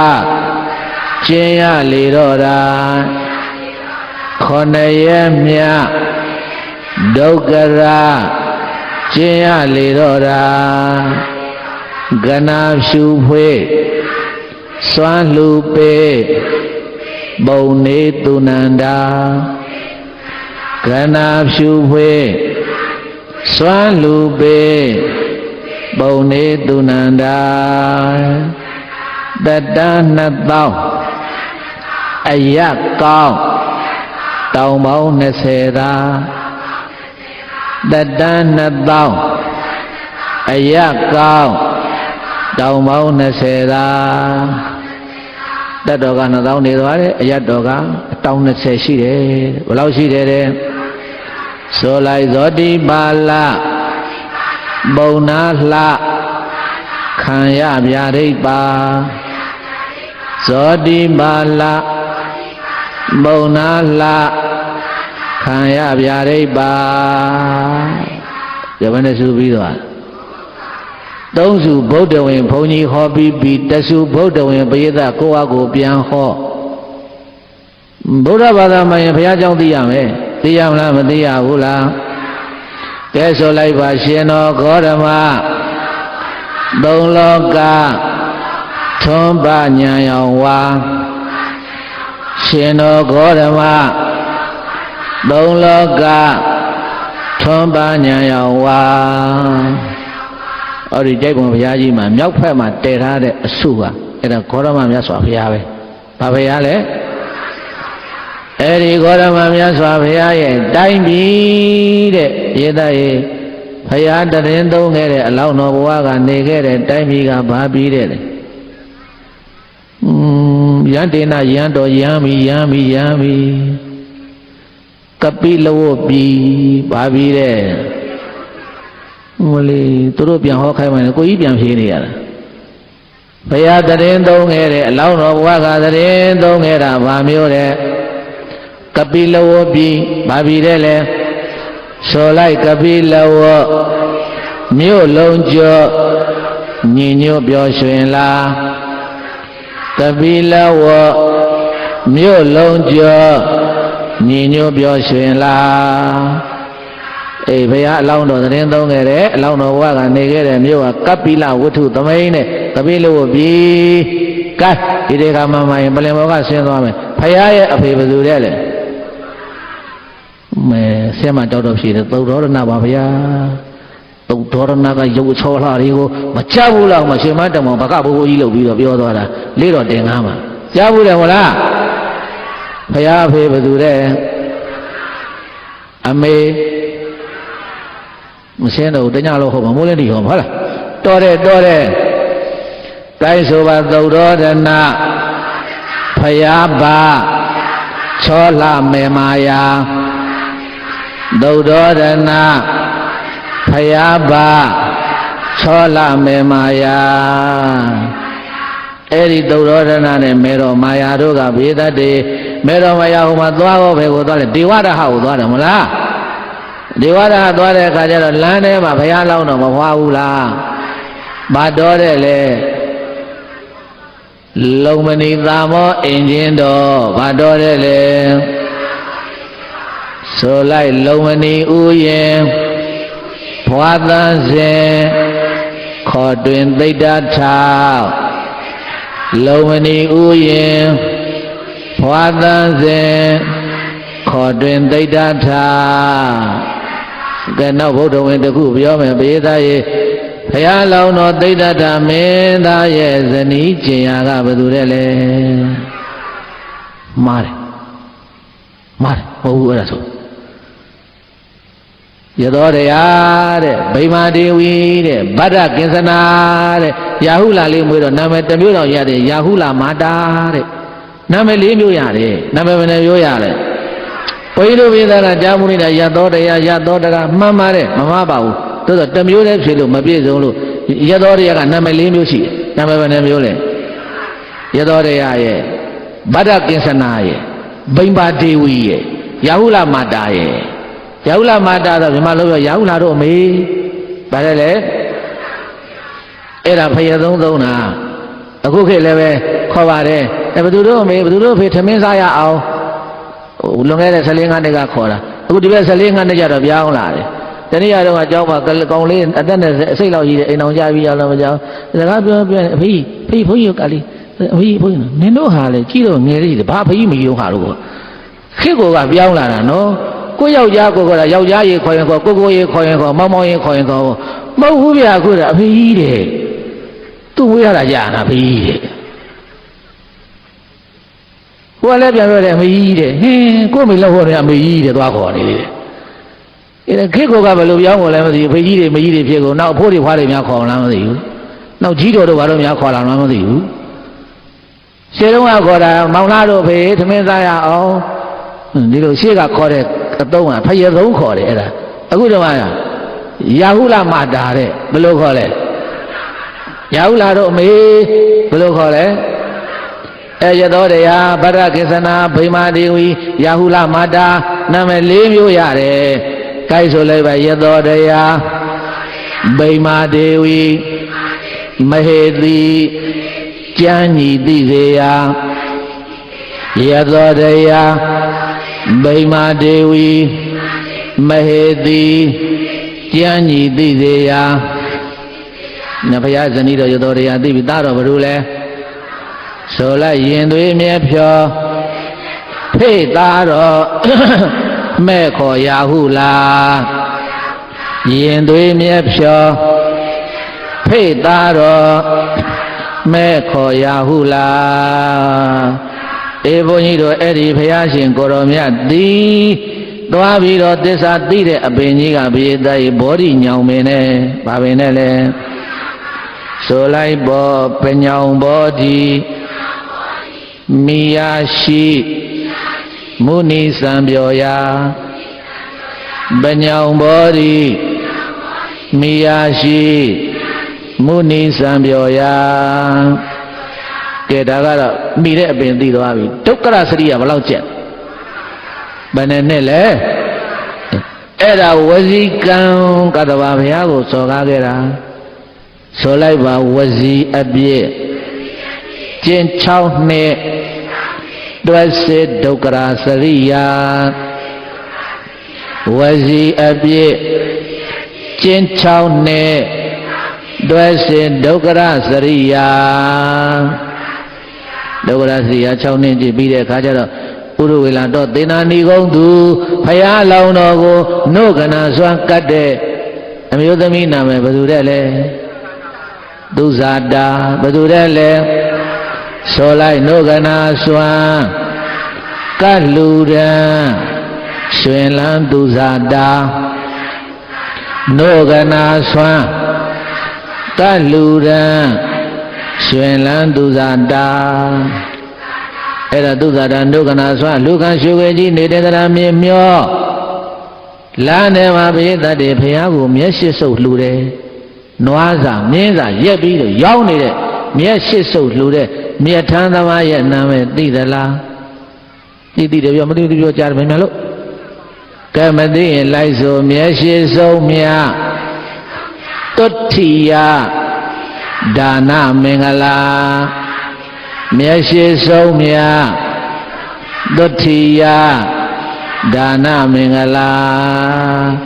ဘုရားလောင်းတော်ကိုမျက်ရှိစုံလှူတဲ့တကားလေးနာမည်မှတ်တာတုဋ္ဌိယဘယ်သူလဲလဲအဲ့ဒီကနေပြီးတော့ဘောဓိပင်ကြွားတဲ့အဲ့ဒီမြက်ကိုခင်းတယ်ပရာဇိတရွှေပလင်ကြီးပေါက်တယ်အဲ့ဒီပလင်ပေါ်မှာတရင်သုံးတယ်ပုဗ္ဗေနိဝါဒနုဒတိညာဒိဗ္ဗစကုညာအတဝကရညာပုတိအာဝိဇ္ဇညာ၃ပါးရတော်မူပြီးတော့ဘုရားဖြစ်ကိုရောက်တယ်တတ္တကစံတော်မူတယ်သွားတော်ပိဋကရေမိဂရာဝန်တော်ကိုသွားမယ်ဘယ်ကိုသွားမယ်ဘယ်မြို့လဲဗာရာဏသီဘာပြည်တယ်တော့ဆိုလိုက်သားမျိုးစုံစွာမိဂရာဝေငါးဖြာဝက်ကီစုံအညီနှင့်ဒေဝီဒေဝါမိုးပြမအားကျင်နာသနာမြတ်တရားဟောကြားဓမ္မစကြာဘုရားနဲ့အတူတူတောထွက်သွားတာ9ယောက်ထဲပါသွားတယ်ဘယ်နှယောက်ပါသွားလဲပိစဝက်ကီဆိုတာကြားဘူးတယ်မဟုတ်လားအဲ့ဒါလေးလိုက်ဆိုသားမျိုးစုံစွာမိဂရာဝေငါးဖြာဝက်ကီစုံအညီနှင့်ဒေဝီဒေဝါမိုးပြမအားကျင်နာသနာမြတ်တရားဟောကြားဓမ္မစကြာကဲအဲ့ဒါဆိုရင်ဓမ္မစကြာတရားဟောပြီးရင်တို့ဘုရားရှင်ကိုရောမြတ်သည်တက်တော်ဘလောက်နေသွားတော့80တက်တော်ဘလောက်လဲကကုသနာမြတ်စွာဘုရားပွင့်တော်မူသွားတာပရိသတ်တက်တော်4000ခောရကမနာ3000ကတ္တဗဘုရား2000ခောရမဘုရား80တဲ့တတ္တမတူဘူးလားဆိုလိုက်တရားရန်ဝဲတို့ဖုံးကျွယ်သက်ရွယ်ငယ်လှပါတရားရန်ဝဲတို့ဖုံးကျွယ်သက်ရွယ်ငယ်လှပါအေးတို့ဘုရားကတတ်တော်အတူဆုံးဘုရားတဲ့ဒါကြောင့်အဲ့ဒီလိုဘုရားလေးစုကိုကာကုသနာဘုရားရဲ့ကောဏကမနာဘုရားရဲ့ကတ္တဗဘုရားရဲ့ဂေါရမဘုရားရဲ့လေးစုဘုရားဘယ်နှစုဘုရားလဲပွင့်တော်မူပြီးတဲ့လေးစုသောဘုရားရှင်ကိုရောမြတ်တွေကိုရှေ့ကစာဓဗေဒကဗျာလင်္ကကျွမ်းကျင်တဲ့ပုဂ္ဂိုလ်တွေကလေအမျိုးမျိုးဘုရားတွေကိုသင်္ဘောတွေနဲ့တင်သားတယ်ကြာပန်းနဲ့တင်သားတယ်တချို့ကလည်းသဘယ်ပန်းနဲ့တင်သားတယ်ဘာပန်းနဲ့တင်သားတယ်သဘယ်ပန်းနဲ့တင်သားတယ်ကကုတံပန်းတင်ဆံဝေစာသူရောငါရောပန်လိုက်ကြတာမောင်တို့မယ်တို့ဘာလို့မပါရန်ကားလို့လမ်းမကြံခဲ့တာပန်းနဲ့တင်စားတာကောဏဂုံပန်းတင်ဆံဝေစာသူရောငါရောပန်လိုက်ကြတာမောင်တို့မယ်တို့ဘာလို့မပါရန်ကားလို့လမ်းမကြံခဲ့တာကတ္တဗပန်းတင်ဆံဝေစာသူရောငါရောပန်လိုက်ကြတာမောင်တို့မယ်တို့ဘာလို့မပါရန်ကားလို့လမ်းမကြံခဲ့တာခောရမပန်းတင်ဆံဝေစာသူရောငါရောပန်လိုက်ကြတာမောင်တို့မယ်တို့ဘာလို့မပါရန်ကားလို့လမ်းမကြံခဲ့တာအရမေတ္တယဗုဒ္ဓပန်ဆိုင်အာရပါရဖူးကြမြိုင်မြိုင်ဒီတခါလွယ်ပဲထဲမှာထိုင်လူဘုံနဲ့ခဲလို့မရနိုင်တဲ့ပန်းငါပွင့်နဲ့တင်စားတာဘာနဲ့တင်စားလဲဧသောတော့ကတော့ဗတ္တမှာဗတ္တတဲ့ကဘာကြာ9ခိုင်ပမတင်ပွင့်ညာဗုဒ္ဓဒါကကြာပန်းနဲ့တင်စားတာဘာနဲ့တင်စားတာလဲကြာပန်းနဲ့တင်စားတယ်ဖောင်တော်ကြီးတွေနဲ့တင်စားတယ်တဲ့အဲ့တော့လေးစုဘုရားကိုရည်မှန်းပြီးတော့တည်ထားတဲ့ဘုရားကကြိုက်ပေါ်ဘုရားတဲ့ဘာဘုရားတဲ့လဲကြိုက်ဆိုတာဘုရားပဲပွန်ဆိုတာလေးပဲ အဲ့ဒါသိသေးတော့ကြိုက်ပေါ်ဘာလို့ကြိုက်ပေါ်ခေါ်လဲသိပြီအဲ့ဒါဘကိုးမျိုးရဲ့ကြက်သေးဆောင်ဘကိုးမှာဒါတည်ထားတာကဘကိုးသူဘကိုးသားတွေကံကောင်းတယ်ကံကောင်းလားမကောင်းဘူးလားအေးတို့ဘကိုးဆိုတာဘိသိက်သာသနာထွန်းတယ်တဲ့ထွန်းလားမထွန်းဘူးလားတမလဝိမလနာမကုမာရသာရုဒတနာပဋိဋ္ဌာပေတုံဥဒ္ဓမနဂရံဘေကုသဝရှံလေဒီတိုက်ကဆရာတော်ကြီးအဲ့ကမှာပန္တိတဆရာတော်အရှင်ကေလာသ BA ဓမ္မစရိယဆရာတော်ကြီးရေးခဲ့တာတမလဝိမလနာမကုမာရသာရုဒတနာပဋိဋ္ဌာပေတုံဥဒ္ဓမနဂရံဘေကုသဝရှံဘကိုးမြို့ဟာဘိသိက်ဝိဝေဒပညာရှင်တွေအယူဆကတော့နှစ်တန်းပေါင်း15သန်းခန့်ရှိပြီဘကိုးမြို့ဟာနှစ်ပေါင်း15သန်းစောဆုံးပဲဘိုးဟာအဲ့တော့ဘကိုးเจ้าလေးနည်းနည်းလေးပြောမယ်ဘကိုးเจ้าဘာကြောင့်ပြောမှာတော့ဆိုဘကိုးเจ้าပြောမှဒီဘုရားတကာเจ้าကဆက်ဆက်လို့ရမှာမို့လို့ပြောရမှာလားအဲ့တော့ဘကိုးဟာသာသနာနှစ်160ခရစ်နှစ်825ခုမှာဘကိုးမျိုးကိုစတည်တဲ့မင်းကြီးကသမလမင်းနဲ့ဗာမင်းနဲ့တဲ့သူ့မှာညီလေးတယောက်ရှိတယ်ဝိမလမင်းနဲ့ဗာမင်းနဲ့တဲ့သူတို့ကဘကိုးသားတွေမဟုတ်ဘူးဘကိုးမျိုးတည်ခင်တော့ဘဝနေတော့ဆိုရင်သူ့ဝနာဘုံမိခေါ်တယ်ပထုံမှနေတာဘဝနေတာတဲ့အဖေကသူ့ဝနာဘုံမိတထုံပြေးရှင်ပထမဦးဆုံးမင်းဓမ္မတိဟရာဇာလို့ခေါ်တယ်ဒီသမလတဲ့ဝိမလတို့ရဲ့အဖေဟာ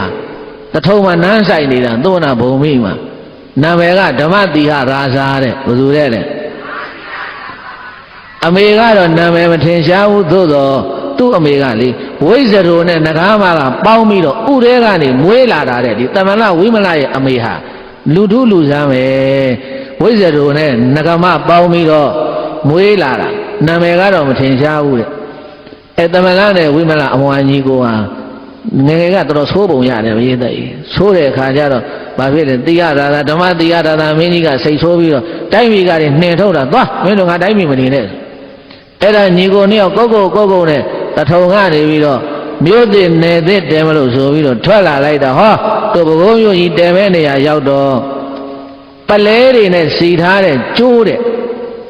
ကျိုးကပလဲတွေနဲ့စီထားတဲ့ကျိုးကြီးတဲ့ပလဲပတိကြီးလို့ဖြစ်တယ်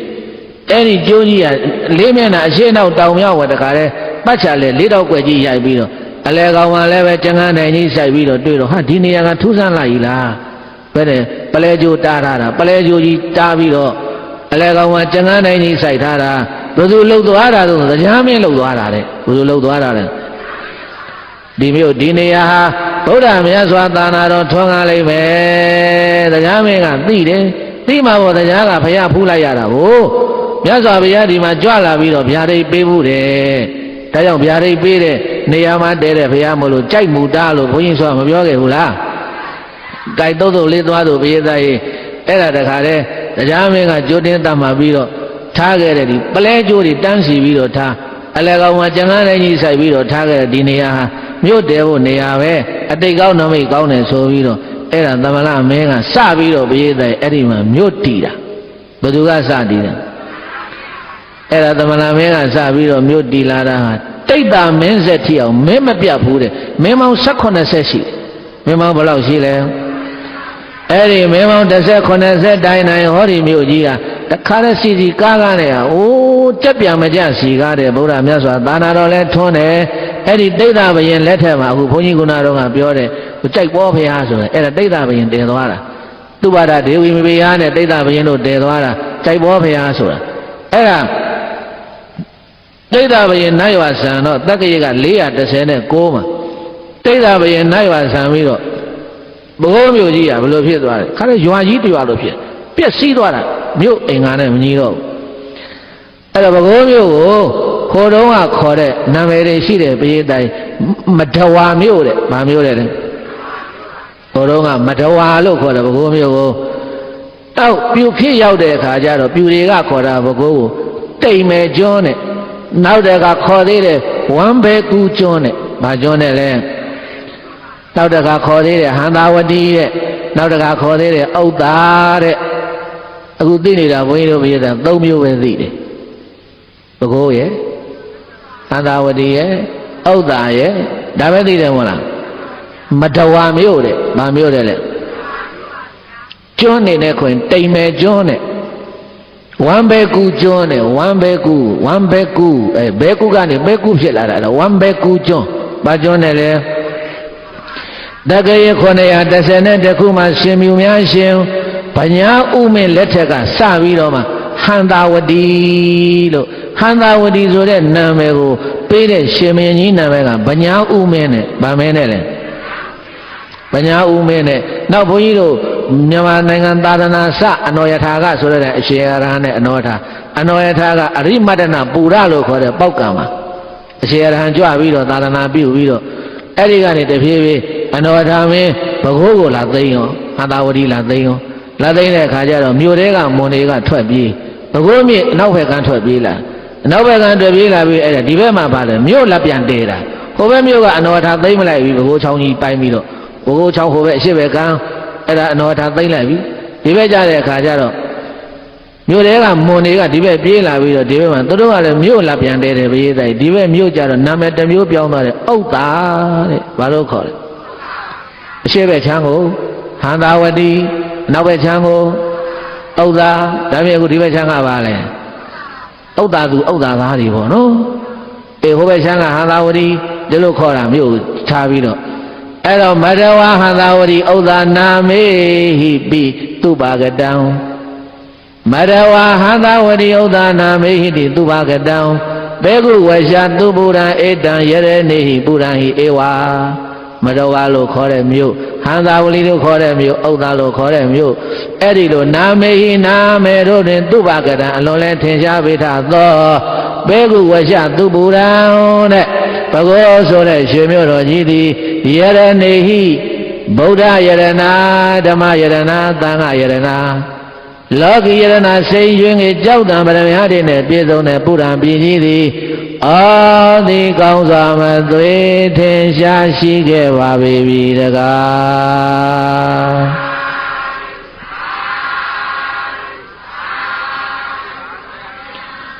အဲ့ဒါဘဂိုးမြို့ရဲ့အစဒီလောက်ဆိုရင်ဘုန်းကြီးတို့ပြည်သားပေါင်းတော်ကောင်းတို့သိသွားပြီတို့ဘဂိုးဟန္တာဝတီဥဒ္ဒါ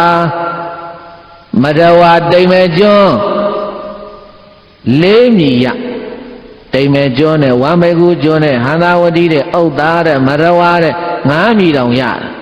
ဘဂိုးပါထိုင်6မြည်ဟုတ်တယ်မဟုတ်လားရမှန်နေတယ်ကတွက်ကြည့်သားမဟုတ်ဘူး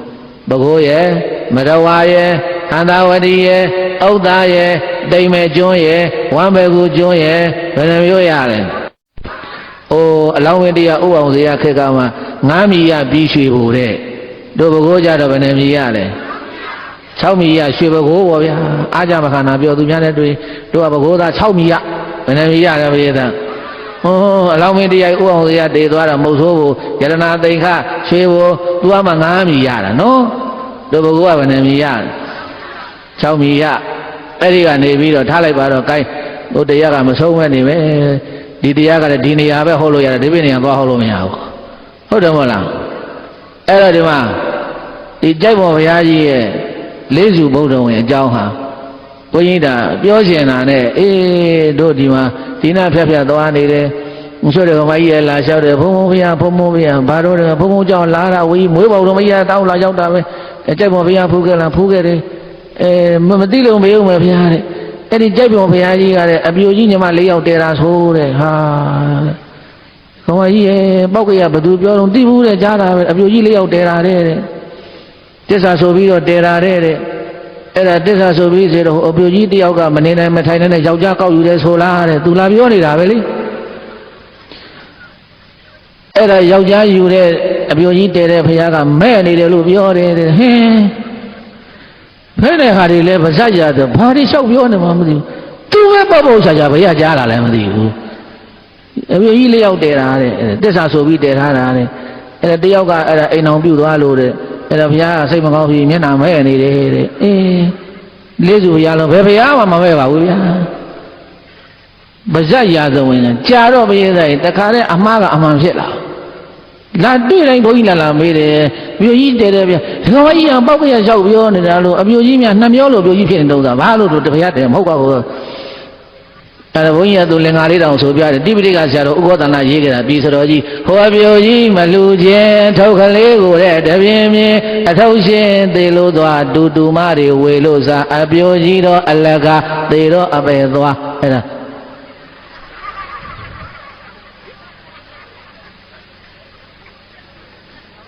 ဒီဆရာတော်ကြီးရေးခဲ့တာတိပိဋကဆရာတော်ဥက္ကောတဏရေးခဲ့တာမယုံကြောင်းမှာစာအုပ်ရှိတယ်လာကြည့်လက်ကားဆိုနေတာမဟုတ်ဘူးဒီဆရာတော်ကြီးရေးခဲ့လို့ကိုဆိုရတယ်ကိုလည်းရေးတာတာမဟုတ်ဘူးမကောင်းဘူးလားဆိုကြည့်တာဟောပြောကြီးမလူခြင်းပြောကြီးတဲ့အနာလက်ညှိုးသွားထိုးနေတယ်ဖဏနဲ့ထတီးနေအောင်ပဲဘုန်းကြီးမျက်နှာကြည့်ဆိုသူ့သွားကြည့်မဆိုနေနဲ့မျက်နှာကဘုန်းကြီးဘက်မှာပဲထားဘေးမစောင်းကုန်မစောင်းနဲ့တဲ့တဲ့နေနော်တော့ရသူစောင်းနေဖြစ်နေအောင်မယ်လေးဘုန်းကြီးတဲ့တဲ့နေဘယ်မှမစောင်းနဲ့ဒီဒါလေးဆိုတော့တဲ့တဲ့လေးနေဟောပြောကြီးမလူခြင်းအထောက်ကလေးကိုတဲ့တပြင်းပြင်းအထောက်ရှင်သေလို့သွားတူတူမတွေဝေလို့စားအပြိုကြီးတော့အလကားသေတော့အပေသွားတရားတရားနဲ့တဲ့အပြိုကြီးတွေပြောပါတယ်တရားတရားရှိတဲ့ပုဂ္ဂိုလ်တွေကလည်းရှိတာတော့ချုပ်လှူသွားသေးတယ်နော်ဒီလိုလေးလည်းပြန်ဖြည့်ပါအပြိုကြီးတွေကိုမျက်စောင်းတုံးနေဘုန်းကြီးကအပြိုကြီးမကောင်းချောင်းပြောတာလာပါအဲ့တော့သူတို့လည်းပြန်တရားတရားနဲ့တဲ့အပြိုကြီးတွေပြောတာပါတရားတရားရှိတဲ့အပြိုကြီးတွေကတော့မလေးတို့ကကိုယ်ချိတ်ခါပေါင်းယူမယ်ဟဲ့ဆိုပြီးတော့အဲ့ဒါလှူတာတွေလည်းရှိပါတယ်မရှိဘူးလားဒါအဲ့ဒီတော့ဒီတိုက်ပေါ်ဘုရားကြီးကိုတည်သွားတာဘယ်သူတော့ဆိုတာကိုအပြိုကြီးလေးယောက်လည်းမဟုတ်ပါဘူးဘုရားတရားကြီးကဓမ္မစီရီမင်းကြီးတဲ့ဗာမင်းကြီးတဲ့လေအဲ့တော့ဓမ္မစီရီမင်းကြီးရဲ့အကြောင်းကိုမပြောခင်မှာဓမ္မစီရီနဲ့တွဲရဲ့ပါလာတာကရှင်စောပုကိုပြောရလိမ့်မယ်ဘယ်သူပြောရမလဲအဲ့တော့တက္ကရေ955ခုတပေါင်းလာဇန်12ရက်နေ့မှာဗုဒ္ဓဟူသမီးတဲ့ရှင်စောပုကြီးဟာရှင်စောပုကမုဒ္ဓမသူရှင်စောပုကဘယ်သူတဲ့မွန်လူမျိုးဘာလူမျိုးလဲမုဒ္ဓမသူရှင်စောပုမွန်လူမျိုး12နှစ်အရွယ်မှာဟန္တာဝတီဘကိုးရောက်လာအဲ့ဒါဟန္တာဝတီဘကိုးရောက်ပြီးတော့သူ့ရဲ့အဖေကရှင်စောပုရဲ့အဖေကဗညာနွယ်လို့ခေါ်တယ်မေတော်ကသုဒ္ဓမာယာတဲ့ငယ်နာမဲရှင်စောပုရဲ့ငယ်နာမဲကဝိဟာရဒေဝီတဲ့ဘယ်သူတဲ့လဲဝိဟာရဒေဝီအသက်20အရွယ်မှာတမိန်ရှိသူနဲ့အိမ်အောင်ကြတယ်တမိန်စုနဲ့အိမ်အောင်ကြပြီးတော့သားတော်တစ်ပါးဖွားတယ်သမီးတော်က2ပါးဖွားတယ်သားတော်ကဗညာပရှုတယ်သမီးတော်ကနဲ့တကားတော်တယ်နဲ့တကားသင်းတဲ့တက္ကရေ980သားတော်လေးမွေးဖွားပြီးတဲ့နှစ်မှာပဲပရိသတ်ရေရှင်စောပုရဲ့အိမ်တောင်ပဲတမိန်ရှိသူနဲ့ရွာဆန်းသွားတယ်အဲ့တော့ရှင်စောပုကအသက်ဘယ်လောက်ရှိဆို25နှစ်ပဲရှိသေးတယ်ရှင်စောပုအသက်ဘယ်လောက်ငယ်ငယ်ရွယ်ရွယ်နဲ့မုတ်ဆိုးမှဖြစ်သွားတာအဲ့တော့မုတ်ဆိုးမှဘဝရောက်သွားတော့လင်ယောက်ျားကသေသွားအဘုသောကတွေရောက်အဲ့တော့ဒီသောကကိုဘာနဲ့ဖြေပြောင်းလဲဘုရားနဲ့ဖြေပြောင်းမှဖြစ်မယ်ဆိုပြီးတော့သူ့အကိုတော်တဲ့ဗညာယံကိုခေါ်ပြီးတော့ဘယ်ကိုသွားနေတုံးဆိုရင်ဒီမှာဟန္တာဝတီမှာမနေတော့ပဲဟန္တာဝတီမှာသူ့ဖေနဲ့မင်းနဲ့ရှိနေတာအဲ့ဒါဘယ်သွားနေတုံးဆိုတော့ရန်ကုန်မှာသွားနေတယ်ဗမာသွားနေတယ်ရန်ကုန်ကိုဟိုတုန်းကတကုံလို့ခေါ်တယ်အဲ့ဒီတကုံမှာသွားပြီးတော့ကျွန်တော်အဲ့ရွှေတကုံဘုရားကြီးရဲ့ခြေရင်းမှာနန်းကြီးဆောက်ပြီးတော့တက်ခဲ့တဲနန်းကြီးဆောက်ပြီးတော့နေတိုင်းရွှေတကုံဘုရားပေါ်တက်ဘုရားရှိခိုးပတိစိတ်မေတ္တာပေါ်ဘုရားနုတိဘာဝနာပွားသူ့အဲ့ရတလုံးပေါ်ကနေကြည့်ရွှေတကုံဘုရားကြီးကိုအတိုင်းသားမြင်နေရတယ်အရှင်စောပုတော်မှလေမိသားစုကအကို2ယောက်ရှိတယ်မောင်1ယောက်ရှိတယ်ညီမ1ယောက်ရှိတယ်အကိုကဗညာယံတဲ့ဗညာဓမ္မရာဇာတဲ့မောင်ကဗညာကျန်တဲ့ညီမလေးနာမည်ကရှင်စောနှစ်တဲ့ဒါတို့ညီကိုမောင်တော်မတွေအဲ့ဒါရန်ကုန်ရောက်တော့ရှင်စောပုကရွှေတကုံဘုရားကြီးကိုကြီးညိုပြီးတော့ဘုရားခြေရင်မှာယာယီတဲနံဆောက်ပြီးတော့နေ့စဉ်ဗုဒ္ဓနုတိဘာဝနာတွေပွားဘဂောဟန္တာဝတီမှာတော့ခမဲတော်ရာဇာ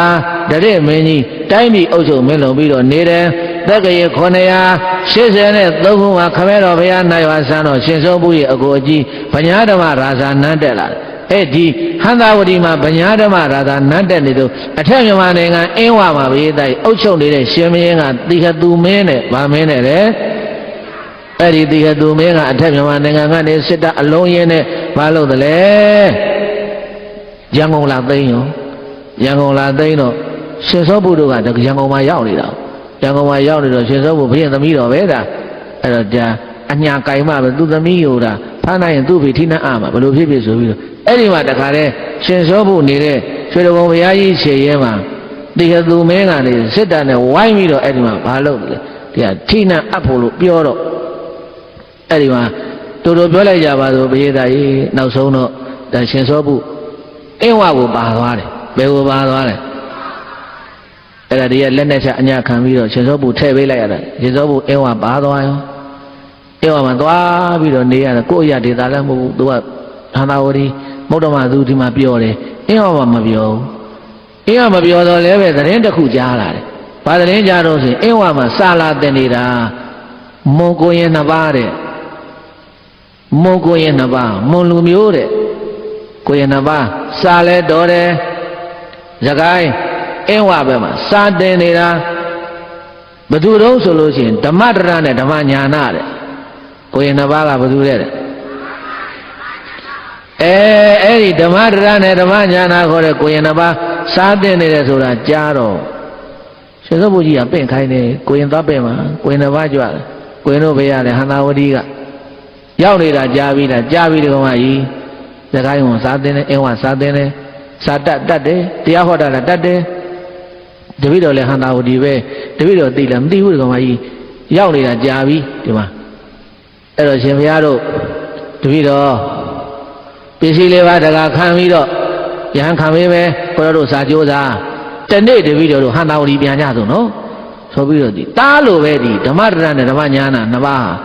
ရှင်စောဘုကသူတားလို့အောက်မေပြီးတော့ပစ္စည်းလေးပါထောက်တယ်သူကဟိုမှာသိသူကခေါ်သွားပြီးတော့မိဖုရားမြောက်ထားတာကိုမိဖုရားမြောက်ထားသူမှမင်းစည်းစိမ်ခံစားနေရတော့မပြောတော့မပြောဘူးသို့တော်ဒီကိုရင်နှစ်ပါးစာတတ်ပေးတာပုဂ္ဂိုလ်ဖြစ်အောင်သူနောက်ကစောက်ရှောက်ထောက်ပံ့ပြီးတော့နောက်ဆုံးအသက်ပြည့်တော့အဲ့ဒီမှာရွှေနာတော်မှာပဲတန်ဃာတွေပြည့်ပြီးတော့တခါတည်းကြကြနာနာယဟန်ခံဘွယ်ကြီးလုံးယဟန်မှဒီဓမ္မတရဓမ္မညာနာနှစ်ပါးယဟန်ခံပေးတာအဲ့တော့နောက်တော့ရှင်စောဘုကစဉ်းစားတယ်ရှင်ဘုရားတို့တပည့်တော်ဒီနေရတော့မပြောဘူးဗျာတပည့်တော်အင်းဝပြန်ညင်တယ်အင်းဝပြန်ညင်တယ်အင်းဝကနေဟန္တာဝတီပြန်ညင်တယ်အဲ့တော့ရှင်ဘုရားတို့တပည့်တော်တို့ကုညီပါတပည့်တော်ရှင်ဘုရားတို့ကုညီနဲ့တပည့်တော်ပြန်ညင်တယ်ဆိုတော့အဲ့ဒီမှာရှင်စောဘုကပူဇာတော့ဒီဥစ္စာနှစ်ပါးကဓမ္မတရနဲ့ဓမ္မညာနာတို့ကနတ်တော်တွေကိုတကားမရှိထားမရှိအဝင်ထွက်တော့ရှိတယ်မမေဘုရားကြည်ညိုနေတဲ့ဘုန်းကြီးတွေနောက်မွန်နေလဲဆိုတော့ရှင်ဘုရားကဘာမှမပြောဘူးဘာမှမပြောဘဲနဲ့ရှင်စောဘုကနှစ်ပေါင်းဘယ်လောက်ကြာခဲ့တော့ဆိုလို့ရှိရင်မင်း30တိုင်တိုင်နဲ့မင်းဘယ်နဲ့ဆက်လဲအင်းဝဘယင်မင်းကောင်ရင်တီးခဲ့သူ့ရဲ့တောင်ညိုမင်းဆိုတဲ့အဲ့ဒီမင်း30တိုင်တဲ့ကိုမိဘုရားဘွားနဲ့သူကနေရသေးတယ်အဲ့ဒီမှာကြာတော့လည်းမပြောဘူးရှင်တော်ဘုရားလည်းသူသိတ်လွမ်းတာသူဘုရားသိတ်ဖူးရှင်တယ်အဲ့ဒါနဲ့တူတူပြောဆိုပြအဲ့ဒါဥစ္စနပါနဲ့တိုင်ပင်တော့ဥစ္စနပါကဓမ္မကြီးဒီဓမ္မတရဓမ္မညာနာဥစ္စနပါကလေစတတ်ရောနဲ့လောကီလောကုတ္တရာချအကုန်တတ်တယ်လောကီဆေးချမ်းနေပါတယ်လဲနားလေတယ်ဓမ္မကြီးခေါ်ထုတ်ဖို့သိမလွယ်ဘူးနော်ဓမ္မကြီးအဆောက်ကြက်တွေများတယ်ဓမ္မကြီးဒီလိုလုပ်ဥဒင်းဆေးချမ်းနဲ့ဖတ်ဘူးတယ်ပြောကြတော့ဘယ်လိုလုပ်ရမလဲချိတ်ရေကိုဖြောချိတ်တွေကိုအေးဖြောအဲ့ချိတ်ရည်တွေတောက်ချိတ်ရတော့ဘာဖြစ်မလဲဝင်းသွားရင်ဝင်းအမဲတွေသွားတယ်ဓမ္မကြီးအဲ့တော့ဒီလိုသတင်းလွှင့်ရှင်စောဘုမိဖုရားကြီးဝန်းပဲတွေသွားနေတယ်ဒါကာလဝန်းယောကကုတတ်တယ်ဆိုရင်မိဖုရားကြီးနာရှင်မင်းလည်းလာမှာမဟုတ်တော့ဘူးအဲ့တော့တတ်တော်စောက်တွေလည်းလာမှာမဟုတ်ခဝိုးရစောက်လိုက်မယ်အဲ့ဒီကြတော့မှဦးဇင်းတို့ဓမ္မကြီးထွက်ဖို့လို့ရှာတာပေါ့ဆိုတော့အဲ့ဒါဓမ္မစေတီမင်းအလောင်းဓမ္မတရဓမ္မညာနာအဲ့ဒီကိုတော်နှစ်ပါးကနေပြီးတော့ဘုန်းတော်ပြည့်တဲ့အကြံပေးတဲ့အခါကျတော့မှရှင်စောဘုကဘာလို့လဲချိတ်ရည်တွေတောက်ဝန်းနေသွားဟာရှင်စောဘုဘုရင်မကြီးရှင်စောဘုကြီးဝန်းနေသွားနေတယ်မဲတွေသွားတယ်ဘုရင်မင်းကောင်းရှိတဲ့ဘုရင်မင်းကောင်းလည်းမလာတော့ဘူးအခုဆက်ရောဂါဖြစ်မှကြောက်အဲ့ဒီတော့မှနန်းတော်တဲ့လူသူအဝင်ထွက်တော်တော်လေးနဲသွားရှင်စောဘုကာယောဂစိုက်နေတဲ့တရင်လွှဲတဲ့အခါကျတော့မှဘာလို့တလဲရှင်စောဘုကဟိုမှာရှိတဲ့လက်စားတွေရောင်းပြီးတော့အင်းဝလှေစိတ်မှာလှေထိုးသားတွေအစင်းနဲ့ငှားခိုင်းတာအဲ့ဒါကိုဓမ္မတရနဲ့ဓမ္မညာနာနှစ်ပါးကအကုန်လုံးတာဝန်ယူပြီးလုပ်လို့ပြီးတဲ့အခါကျတော့မှကိုင်းဓမ္မကြီးထွက်ဖို့လို့အခက်ခဲရှိတယ်အဲ့ဒါဒီလိုလို့ဓမ္မကြီးတစ်တာကြီးတစ်လုံးနဲ့ကိုဓမ္မကြီးဝင် ဝင်ပြီးတော့အဲ့ဒီတက်တာကြီးကိုဦးဇင်းတို့နှစ်ပါးထမ်းမယ်ရှေ့တစ်ပါးနောက်တစ်ပါးအဲ့ဒီတက်တာကြီးကိုဝလုံးနဲ့ချိုးဆိုပြီးတော့ရှင်စောဘုအဲ့တဲ့ထည့်ပြီးတော့အပေါ်ကအဝတ်တွေနဲ့အုပ်ပြီးတော့ထမ်းထုတ်သွားမယ်ဓမ္မကြီးအဲ့ဒီနီးနဲ့ထွက်မှရမယ်ဓမ္မဘုရားဆိုပြီးအတက်တာကြီးတစ်လုံးအဝတ်စားတွေလဲပြီးတော့အဲ့ဒီတဲ့ရှင်စောဘုဝင်နေပြီးတဲ့အခါအပေါ်အဝတ်တွေနဲ့ဖုံးပြီးတော့ကိုရိုနာဗိုင်းရှင်စောဘုထမ်းထုတ်ပေါ့ထမ်းထုတ်တဲ့အခါကျတော့တတ်တော်ဆောင်တွေကမေးတယ်ဟေးကောင်းဟေးကိုတော်တွေအဲ့ဒါဘာလို့တခါကြီးတို့ရှင်စောဘုဘုရားမကြီးကျုပ်တို့ကိုပိဿာတွေလှူလိုက်တာခရကြည့်အောင်မလားမကြည့်ဘူးခယောဂစိုက်နေတာဒီတဲ့ပိုးပါလားဘယ်နဲ့လုံးလဲတော့မြင်ကြွဘလောက်ညံထက်တုံးဆိုတာကြည့်ဘုန်းကြီးတို့ဘုရားအဲ့ဒါနဲ့အဲ့ဒီနှစ်ပါးတခါတည်းထမ်းပြီးတော့ဘာဖြစ်တယ်လဲဒါမလောက်ကောင်းတဲ့အလုပ်ဝိနည်းသိက္ခာဘုန်းနဲ့ညှိစွန်းတယ်အဲ့မှာတို့ဘာလုပ်လိုက်လဲသိက္ခာချပလိုက်တယ်နှစ်ပါးလုံးသိက္ခာချပြီးတော့မှကိုကြီးဖြစ်သွားတာကိုကြီးဖြစ်သွားတော့မှအဲ့ဒါတခါတည်းကိုကြီးဘွားနဲ့ထားထုတ်သွားတာတို့ပြောရင်တော့ထားထုတ်သွားအင်းဝလေးသေးရောက်တဲ့အခါကျတော့အဲ့ဒီမှာရှင်စောဘုလေဝတင်ပြီးတော့လေထိုးသားတွေပတ်စံပေးတာအကုန်တုတ်လောကအေယော်ဒီမြစ်ကြောင်းတိုင်းဆုံဆင်းလာတာပရိသတ်တို့ပြောဆိုခန္ဓာဝတီပြန်ရောက်လာဟောဘယ်ပြန်ရောက်လာဟောလဲအဲ့ဒါဟန္တာဝတီပြန်ရောက်တဲ့အခါကျတော့ရှင်စောဘုကစဉ်းစားတယ်ဒီကိုယ်တော်တွေကျေးဇူးရှိတယ်အဲ့တော့ဒီကိုယ်တော်တွေငါဟန္တာဝတီရောက်ရင်သိက္ခာပြန်တင်မယ်ကြောင်းဆောက်ပြီးတော့ကိုယ်ဝယ်မယ်ဒီကိုယ်တော်တွေလိုလေးတွေမရှိအောင်ပြင်ဆင်လေးပါထောက်ပါမယ်ဆိုပြီးတော့ဘေးသားရေအဲ့ဒီမှာဓမ္မဒရဓမ္မညာနာဥစဉ်နှစ်ပါးကိုရင်နှစ်ပါးကိုဟန္တာဝတီရောက်တော့သိက္ခာပြန်တင်တယ်သိက္ခာပြန်တင်ပြီးတော့အဲ့ဒီမှာဓမ္မဒရဓမ္မစီရီမင်းအလောင်းဖြစ်တဲ့ဓမ္မဒရကိုကြောင်းဆောက်ပြီးတော့ကိုယ်ွယ်တယ်တဲ့အဲ့ဒီကြောင်းဟာဘုန်းကြီးတို့ရခဝိုင်းဆရာတော်ကြီးရဲ့သမိုင်းမှာကတော့အဲ့ဒီဓမ္မစီရီမင်းဘုန်းကြီးဘုရားကနေခဲ့တဲ့ဓမ္မဒရကြောင်းဟာအခုလိပ်ပြာခံကြောင်းနဲ့ဘာကြောင်းနဲ့လဲကြောင်းရှိရင်ကံရှိရမယ်ကြောင်းကံဖရားဆိုတာရှိကခေါ်ရှိအဲ့ဒါကြောင့်မို့လို့ရှင်စောဘုကဘာလုပ်တယ်လဲအဲ့ဒီလိပ်ပြာခံရှေ့မှာကံကြီးကိုတူးတယ်အဲ့ဒီကံကလိပ်ပြာခံပဲအဲ့ဒီကံကဘာကံလဲအဲ့တော့လိပ်ပြာခံဟာကောင်းမှုရှင်ဟာရှင်စောဘုပဲအဲ့ဒါရှင်စောဘုတူးခဲ့တဲ့ကံလိပ်ပြာခံဘာကံလဲလေဘယ်သူတူးခဲ့တာလဲသူကျေးဇူးရှိတဲ့ဓမ္မဒရကိုကျေးဇူးဆက်တာအဲ့ဒါဓမ္မဒရကျောင်းတိုင်းဓမ္မဒရသတင်းသုံးသွားတဲ့ကျောင်းကအဲ့ဒီလိပ်ပြာခံကျောင်းလို့ဇဂဝိုင်းဆိုတော့ကတော့သူသမိုင်းစာအုပ်တဲ့အဲ့လိုရေးထားတာတွေ့တယ်ဒါကတော့ဘုဒ္ဓတပြဘုန်းကြီးတို့ပြည်သားဘုံတော်ကောင်းတို့ဓမ္မမိအောင်ပြောတာမွေးစားသားလို့ဖြစ်တဲ့ဓမ္မညာနာကိုကတော့သိက္ခာပြန်တင်ပြီးတော့ဓမ္မပါဠကျောင်းဆိုပြီးတော့အဲ့ဒါဒီဘက်ကမ်းမှာဆောက်လူတဲ့အဲ့ဒီဓမ္မပါဠကျောင်းနေရာကအခုကြိုက်ပွန်ဇေတဝန်ကျောင်းနေရာကဓမ္မပါဠကျောင်းလို့ဆိုပြီးတော့ဒါဇဂဝိုင်းဆိုတော့ကတော့သူဘကိုးဘုရားသမိုင်းနေတဲ့မှာအဲ့လိုရေးထားတာတွေ့တယ်ဒါကဆရာတော်ကြီးရေးတဲ့သမိုင်းပြောပြတာပေါ့လေသမိုင်းဆိုတာကတော့ခြေစာအုပ်တွေမြည်ပြီးရေးကြတာပေါ့ဒါထားလိုက်ပါတော့အဲ့တော့ဘုန်းကြီးတို့ပြည်သားအဲ့ဒါရှင်သောဘုဟန္တာဝတီပြန်ရောက်တော့ဟန္တာဝတီမှာနန်းဆန်နေတဲ့ဘုရင်ကဗညာယံမင်းတခမဲတော်ပြန်တော်မူပြီးတော့အဲ့ဒါသူ့ရဲ့အကိုပေါ့လေနန်းဆန်အကိုတွေနန်းဆန်အဲ့နောက်ပြီးတော့ဗညာယံပြီးတော့ဗညာဓမ္မရာဇာနန်းဆန်9နှစ်နန်းဆန်ပြီးတော့အဲ့ဒီနောက်မှာဗညာယံမင်းနန်းဆန်ပြီးတဲ့နောက်မှာရှင်စောပုရဲ့သားတော်ဗညာပရှုဆိုတဲ့ပုဂ္ဂိုလ်ကိုနန်းတင်သေးတယ်ရှင်စောပုကနန်းမထိုင်သေးဘူးနန်းတင်ပြီးတော့မှအဲ့ဒီရှင်စောပုရဲ့သားနန်းချပြီးတော့ဘေးသားရေတက္ကရေ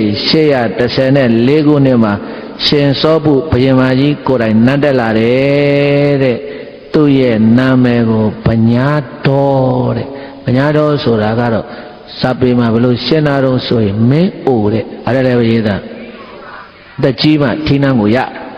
ထက်ကြီးမှထီးနှံကိုရအတွက်ကြောင့်မလို့ရှင်စောပုဘုရင်မကြီးကသူ့ကိုယ်ကိုဗညာတော်လို့ဘွဲခံပြီးတော့အဲ့ဒါထီးနှံစံတာဘလောက်တုံးဆို19နှစ်ကြာဘယ်နှစ်ကြာလဲငကိုတဲကဘာသာရေးသာသနာရေးကိုရိုင်နေတဲ့ရှင်စောပုဘုရင်မကြီးဟာထီးမွေနန်းမွေ19နှစ်ကြာခံစားပြီးတော့ညီးငွေလာတဲ့အခါကျတော့ဒီဟန္တာဝတီထီးနှံကိုငါဘယ်သူအခရပါမလဲဘယ်သူအခရပါမလဲစဉ်းစားတယ်သူစဉ်းစားရင်လိုက်ရှာရင်နဲ့ပြည်တိုင်ဘယ်သူသွားတွေ့တော့ဆိုတော့ဓမ္မဒရစာနဲ့တတ်တယ်ပိဋကသုံးပုံနှုတ်ကုန်ဆောင်နိုင်တယ်လောကီဘေဒင်နက်ခအကုန်ကျွမ်းကျင်တယ်ပိဋကတော့အကုန်နားလေတယ်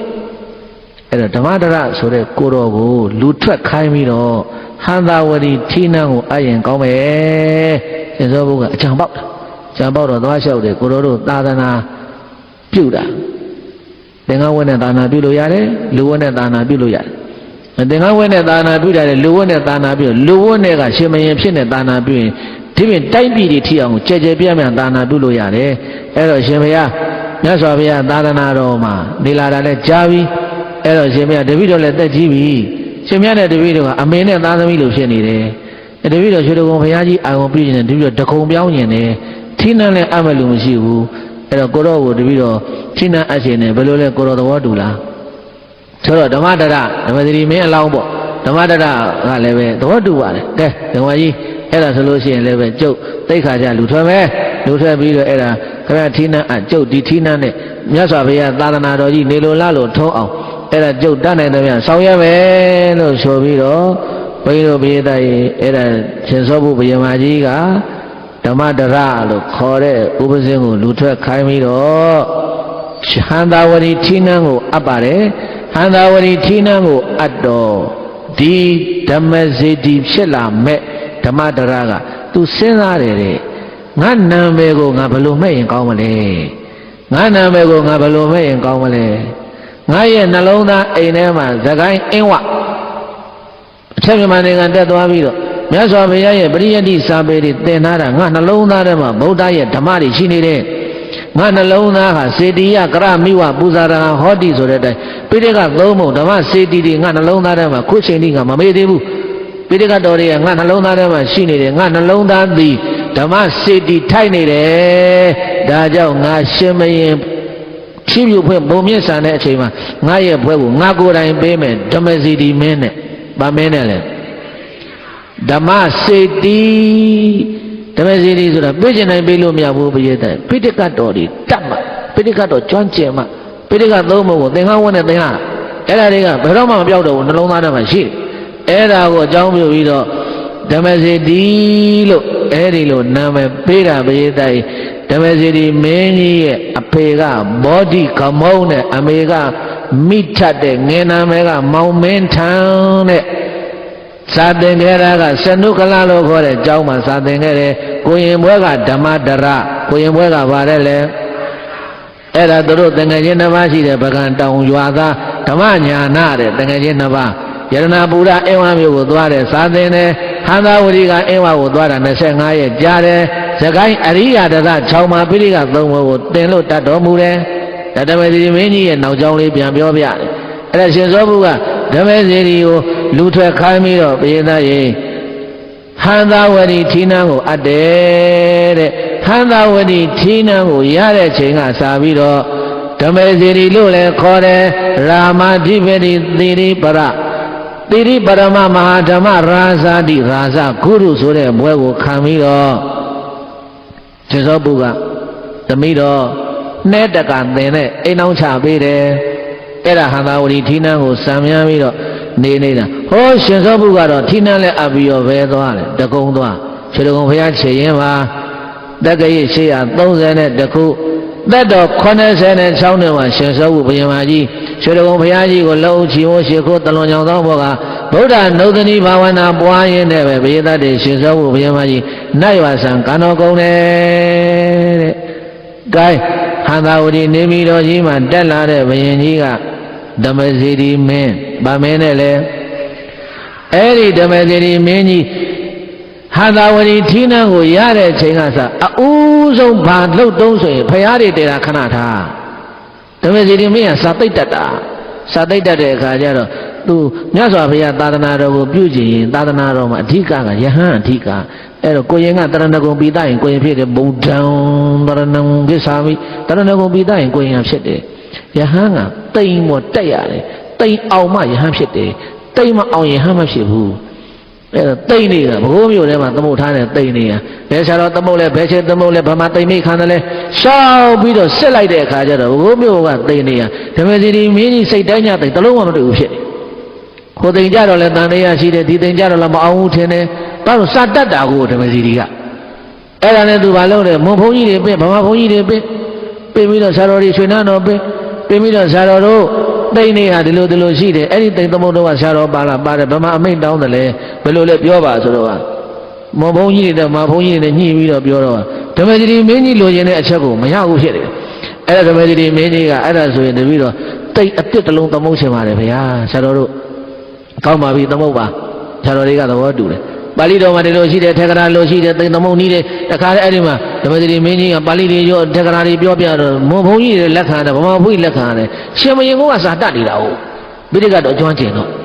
အားလုံးလက်ခံပြီးတော့အကိုင်တကာကြီးမလုပ်ရှင်လဲတပည့်တော်ဒီကတန်ဃာတော့လက်ရွေးစဉ်တန်ဃာတွေရွေးပြီးတော့တပည့်တော်တိခိုးကိုလွတ်ရှင်တယ်ဗျာတိခိုးမှမြတ်စွာဘုရားရေသုံးတတ်တော်မူတဲ့ကလျာဏီမြစ်ဆိုတာရှိတယ်တိတိလင်္ကာမှာအဲ့ဒီကလျာဏီမြစ်ထဲမှာဖောင်ဖွဲ့ပြီးတော့ရေသိမ်းမှာဒီကကိုတော်တွေတိတ်ခါချပြီးတော့ကိုကြီးဘွားနဲ့အဲ့ဒီမှာတိမ်ပြန်တက်ယဟန်အစ်စ်ပြန်ခံခိုင်းတာယဟန်တေပြန်ခံပြီးတော့ပြန်လာပြီးတော့အဲ့ဒီကနေရေသိမ်းမှာယဟန်ခံပြီးတော့ပြန်လာတဲ့သင်္ကားတော်တွေကြီးတက်ဒီကကိုတော်တွေမပါနဲ့အဲ့ဒီကိုတော်တွေကြီးတက်နဲ့တပည့်တော်မြေကွက်လာပြေးမယ်ဗျာအဲ့ဒီမှာတိမ်သမုတ်ပြေးတော်မူပါဗျာဆိုပြီးတော့တော်တော်ပြောဆိုဘုရားတည်းအဲ့ဒါတက္ကရာ838ခုနှစ်မှာဒီကနေပြီးတော့သံဃာတော်တွေသင်္ဘောနဲ့ဒီဟိုဘယင်ရှိလက်ဆောင်မနာတွေရွှေငွေကြောက်တံပရမများတွေသမွန်လွားတွေနဲ့တခါတည်းခန္ဓာနဲ့ကိုလွတ်တာဒီဟိုလွတ်ဒီဟိုရောက်တဲ့အခါကျတော့အဲ့ဒီကလျာဏီမြစ်ထဲမှာရေသိမ်းကြီးဖွဲ့ပြီးတော့ဒီကသွားတဲ့သံဃာတွေအကုန်သိက္ခာချကိုကြီးဘွားတယ်ရေသိမ်းဟောတင်ပြီးတော့ဖောင်းတော်ဖွဲ့ပြီးတော့ဒီဟိုမင်းကိုယ်တိုင်အဲ့ဒီမှာယဟန်တကခံပြီးတော့ယဟန်အစ်ပြန်လာတဲ့ကိုတော်တွေအခုရွှေသာလျောင်းဘုရားမှာမာကလျာဏီတိန်တော်ကြီးဆိုတာအဲ့ဒါကလျာဏီမြစ်ထဲမှာယဟန်ခံပြီးတော့ပြန်လာတဲ့တန်ဃာတော်တွေသမုတ်ထားတဲ့တိန်ကြီးကလျာဏီမြစ်မြတ်စွာဘုရားရေသုံးတတ်တော်မူတဲ့ကလျာဏီမြစ်ထဲမှာယဟန်ခံပြီးတော့ပြန်လာတဲ့တန်ဃာတော်တွေသမုတ်တဲ့တိန်မို့လို့ကလျာဏီသိန်းတဲ့ဗာသိန်းတဲ့အဲ့ဒါဟန္တာဝတိနေပြီးတော့မှဓမ္မတိမင်းကြီးအစောဆုံးလို့သာသနာရဲ့အခြေခံကဒါပဲအဲ့ဒီကနေတစ်ဆင့်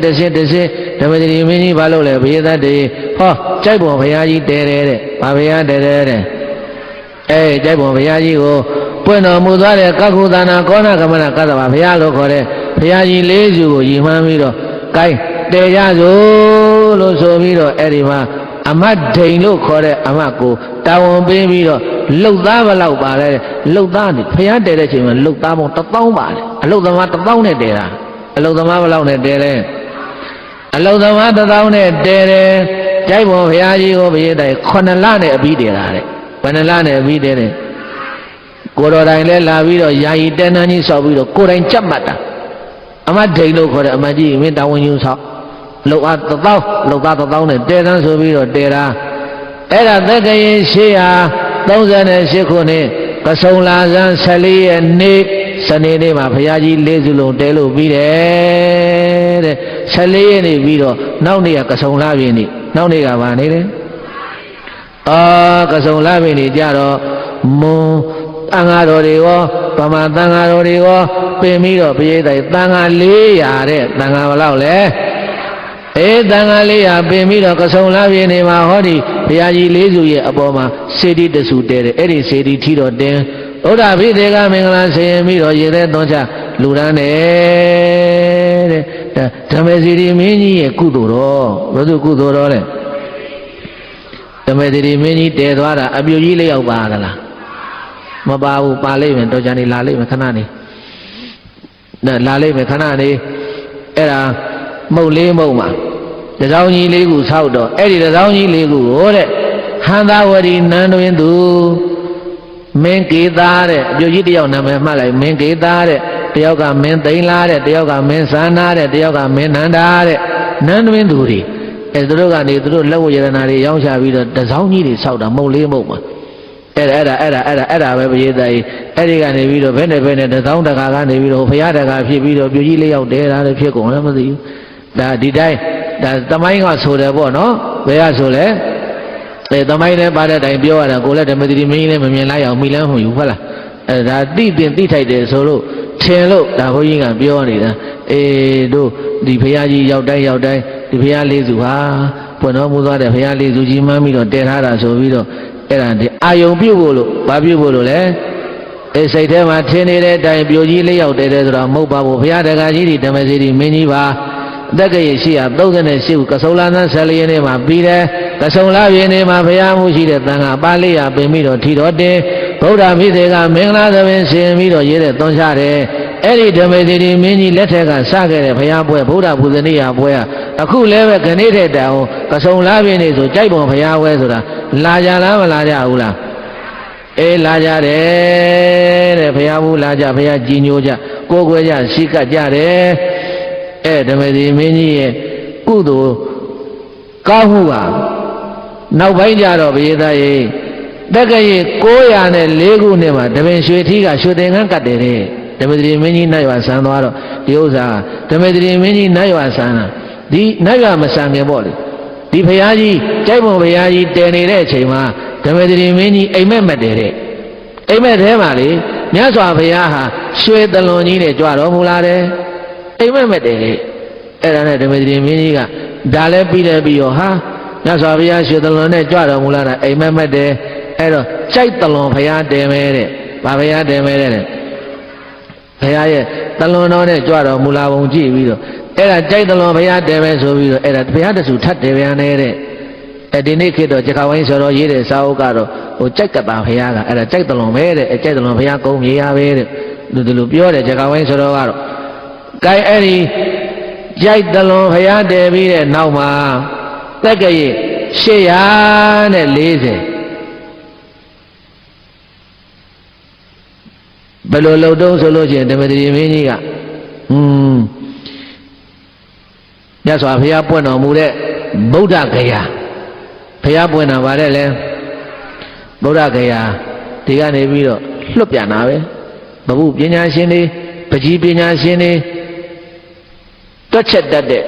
ကဏ္ဍတင်ချာတွက်တတ်တဲ့ပုဂ္ဂိုလ်တွေအဲ့ဒါတခါလေဓမ္မတိမင်းကြီးကဘယ်လွတ်လဲအိန္ဒိယကိုလွတ်တာဘယ်လွတ်လဲဘယ်ရဲ့တိုင်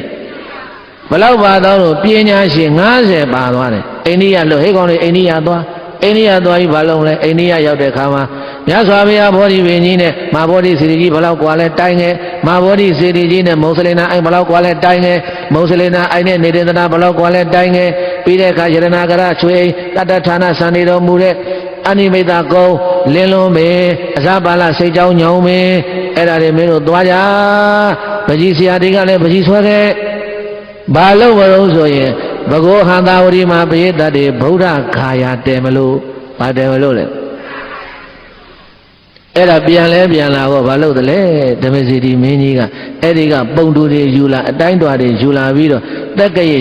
840ခုနှစ်မှာဗုဒ္ဓဂယာတဲတဲ့ဟန္တာဝတီမဟာဘောဓိစေတီတဲ့နာမည်ကြီးပေးထားတာဟန္တာဝတီမဟာဘောဓိစေတီတဲ့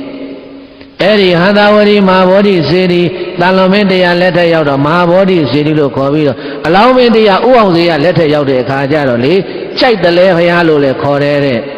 အဲ့ဒါတက္ကရာ1246ခုနှစ်မှာကြိုက်ပုံဆရာတော်ကြီးကဘွဲ့ပြောင်းလိုက်တာရွှေကူကြီးဘုရားတဲ့ဗာဘုရားတဲ့လေ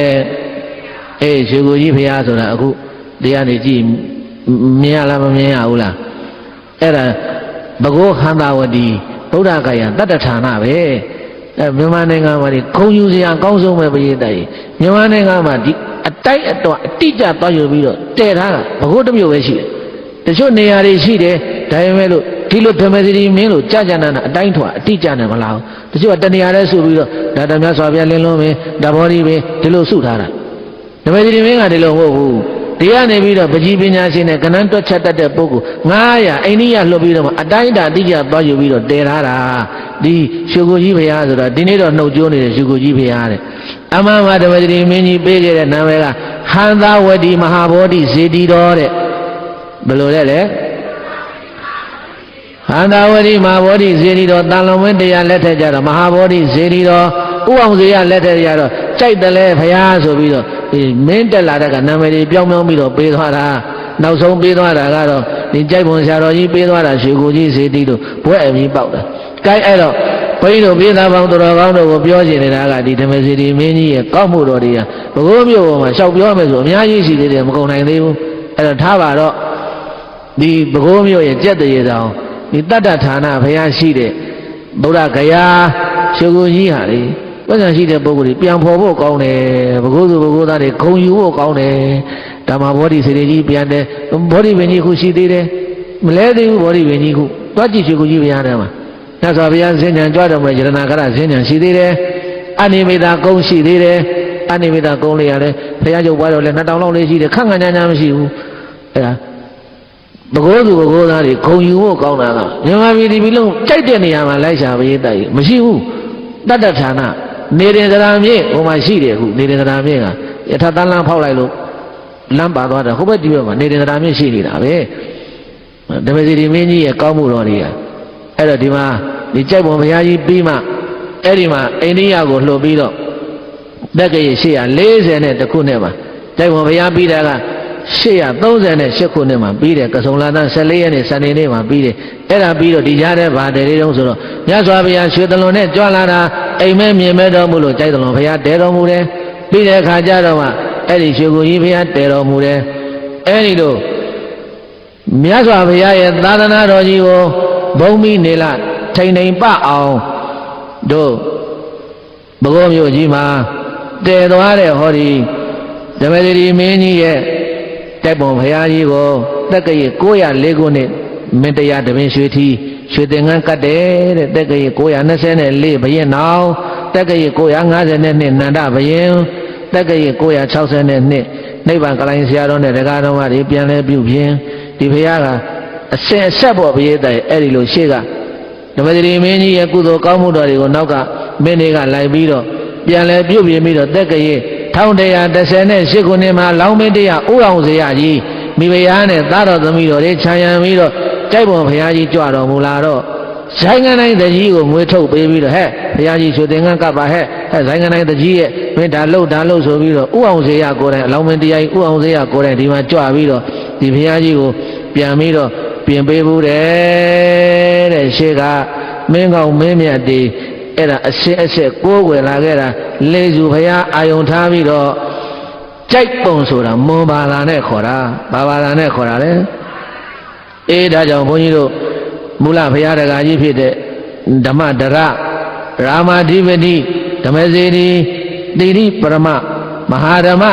ရာဇာတိရာသာလို့ခေါ်တဲ့ဓမ္မစေတီမင်းကြီးရဲ့ကောင်းမှုတော်ကြိုက်ပုံဘုရားကြီးမှာတခါမှမဖြစ်ဘူးတဲ့ဓမ္မသဘင်တရားဝေကြီးဖြစ်တာဟာ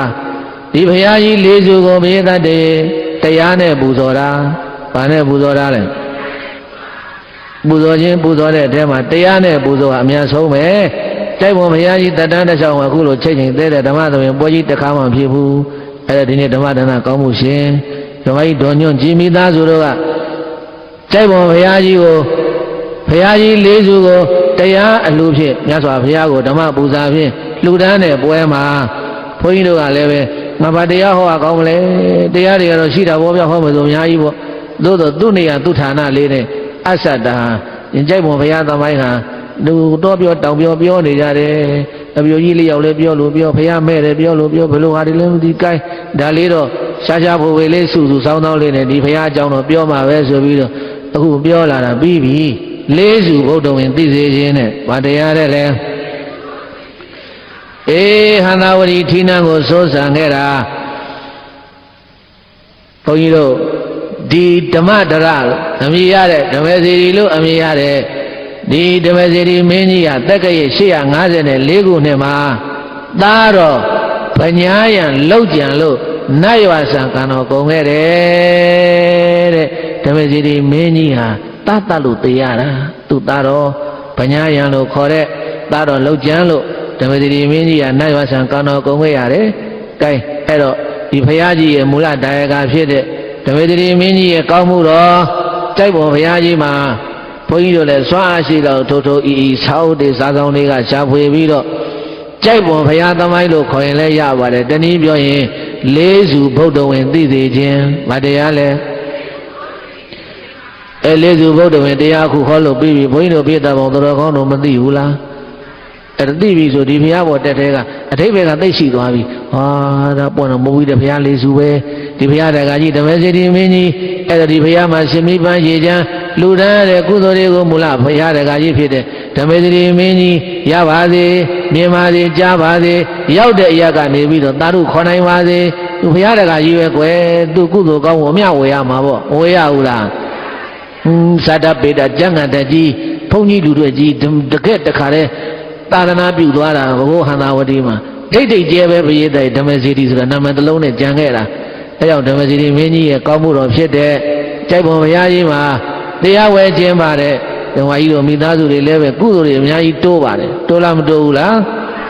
အေးဓမ္မကြီးဒေါ်ညွန့်ကြီးတို့မိသားစုတွေစိတ်ကူးကောင်းကောင်းနဲ့ဒီဓမ္မဆိုရင်တရားဝဲကြီးကျင့်ပါတော့ဘုန်းကြီးတို့လည်းပြောကြရှိရလေးပြောပြတော့ပရိသတ်တွေလည်းသိခွင့်မရဘူးလားသိခွင့်ရတဲ့အခါကျတော့ဘုရားလာတော့ပို့ပြီးတော့အားရှိတယ်ပို့ပြီးတော့ကြီးညိုဝေရကောင်းတယ်ဒီလိုမဟုတ်လားအဲ့တော့သူများပြောရင်လည်းပဲပြောတတ်ပြီးအပြောကြီးလေးရောက်တယ်တော့မဟုတ်ဘူးဘုရားတကားမူလတကားဓမ္မစီတိမင်းကြီးရှင်စောပုရဲ့တမဲဒါအခုမှတည်သွားတာဘုရားတွေကအများကြီးပဲပြေးတိုင်အဲ့တော့ထားပါတော့ဒီနေ့ညဒီလောက်နဲ့တင်ဘုန်းကြီးတို့ပြေးသားပေါင်းတော်ကောင်းတို့ကျင်းနာပြီးတော့လေးစုဗုဒ္ဓဝင်ကကုသနာဘုရားကြောင်းပြောခဲ့ပြီးကောဏကမနာဘုရားကြောင်းပြောခဲ့ပြီးကသဗ္ဗဘုရားကြောင်းပြောခဲ့ပြီးကောဓမဘုရားကြောင်းပြောခဲ့ပြီးအဲလေးစုတော့ဘုရားတွေကိုအာယုံပြုပြီးတော့တည်သွားတဲ့ဘုရားကြီးကိုအာယုံပြုလို့ဘာဂတိနာမကေပေကိုဟိတာယသဗ္ဗပါဏိနံကြိုက်ပေါ်နာမေဟိမုနယောရာဇုပိတုကတဝရာဘာဂတိနာမကေပေကိုဟိတာယသဗ္ဗပါဏိနံကြိုက်ပေါ်နာမေဟိမုနယောရာဇုပိတုကတဝရာဘာဂတိဟန္တာဝတိစန္ဓာနိဟုမြန်ပြီးမဆန့်ကဘာနာအောင်အလွန်လဲထင်ရှားစွာထသောဘေဟုနာမကေရန်ကုန်မန္တလေးအကြတကိုကြီးဖရာတို့ဖြင့်တမျိုးကြီးထွားကဲထုသည်ဘေဟုမြည်ဟိတိုင်းမြို့တော်ကြီး၌ဘေဟုနာမကေရန်ကုန်မန္တလေးအကြတကိုကြီးဖရာတို့ဖြင့်တမျိုးကြီးထွားကဲထုသည်ဘေဟုမြည်ဟိတိုင်းမြို့တော်ကြီး၌သဗ္ဗပါဏိနံမြမမဆကမဏများစွာခသိန်းသောသတ္တဝါတို့ဤဟိတာယလောကဓမ္မနထာနာခေါ်ရာအရှိအပွားတို့ဖြင့်တိုးတက်ကြီးပွားကြပါစေခြင်းကြောင့်ကဝရာအမြတ်တကအမြတ်အယယတို့ထဲအမြတ်ဆုံးလည်းဖြစ်တော်မူပါပေထသော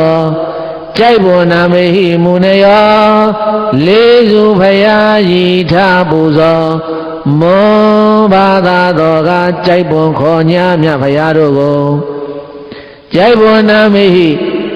မုနယောလေးစုဖရာယီထပူဇော်မောဘာသာတော်ကကြိုက်ပွန်ခေါ်ညာမြတ်ဖရာတို့ကိုရာဇုပိမြေမတိုင်းပေါင်းနှင့်သာဝရသမိုင်းပြောင်းအောင်စာတင်ထင်ရှားဓမ္မစီရိသာသောမင်းများတို့သည်ဒုက္ခတောင်လောကသံသရာနှပြပွားတို့ကျိုးနိဗ္ဗာန်ရည်စိတ်တန်ကကောင်းစွာချီးမြှောက်အမိရောက်အောင်တိ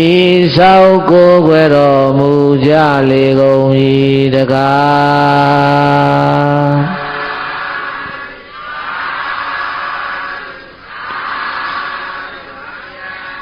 ဒေတိတောမေအယံဓမ္မောဗုဒ္ဓေနာဟိစ္ဆာဘာတိတော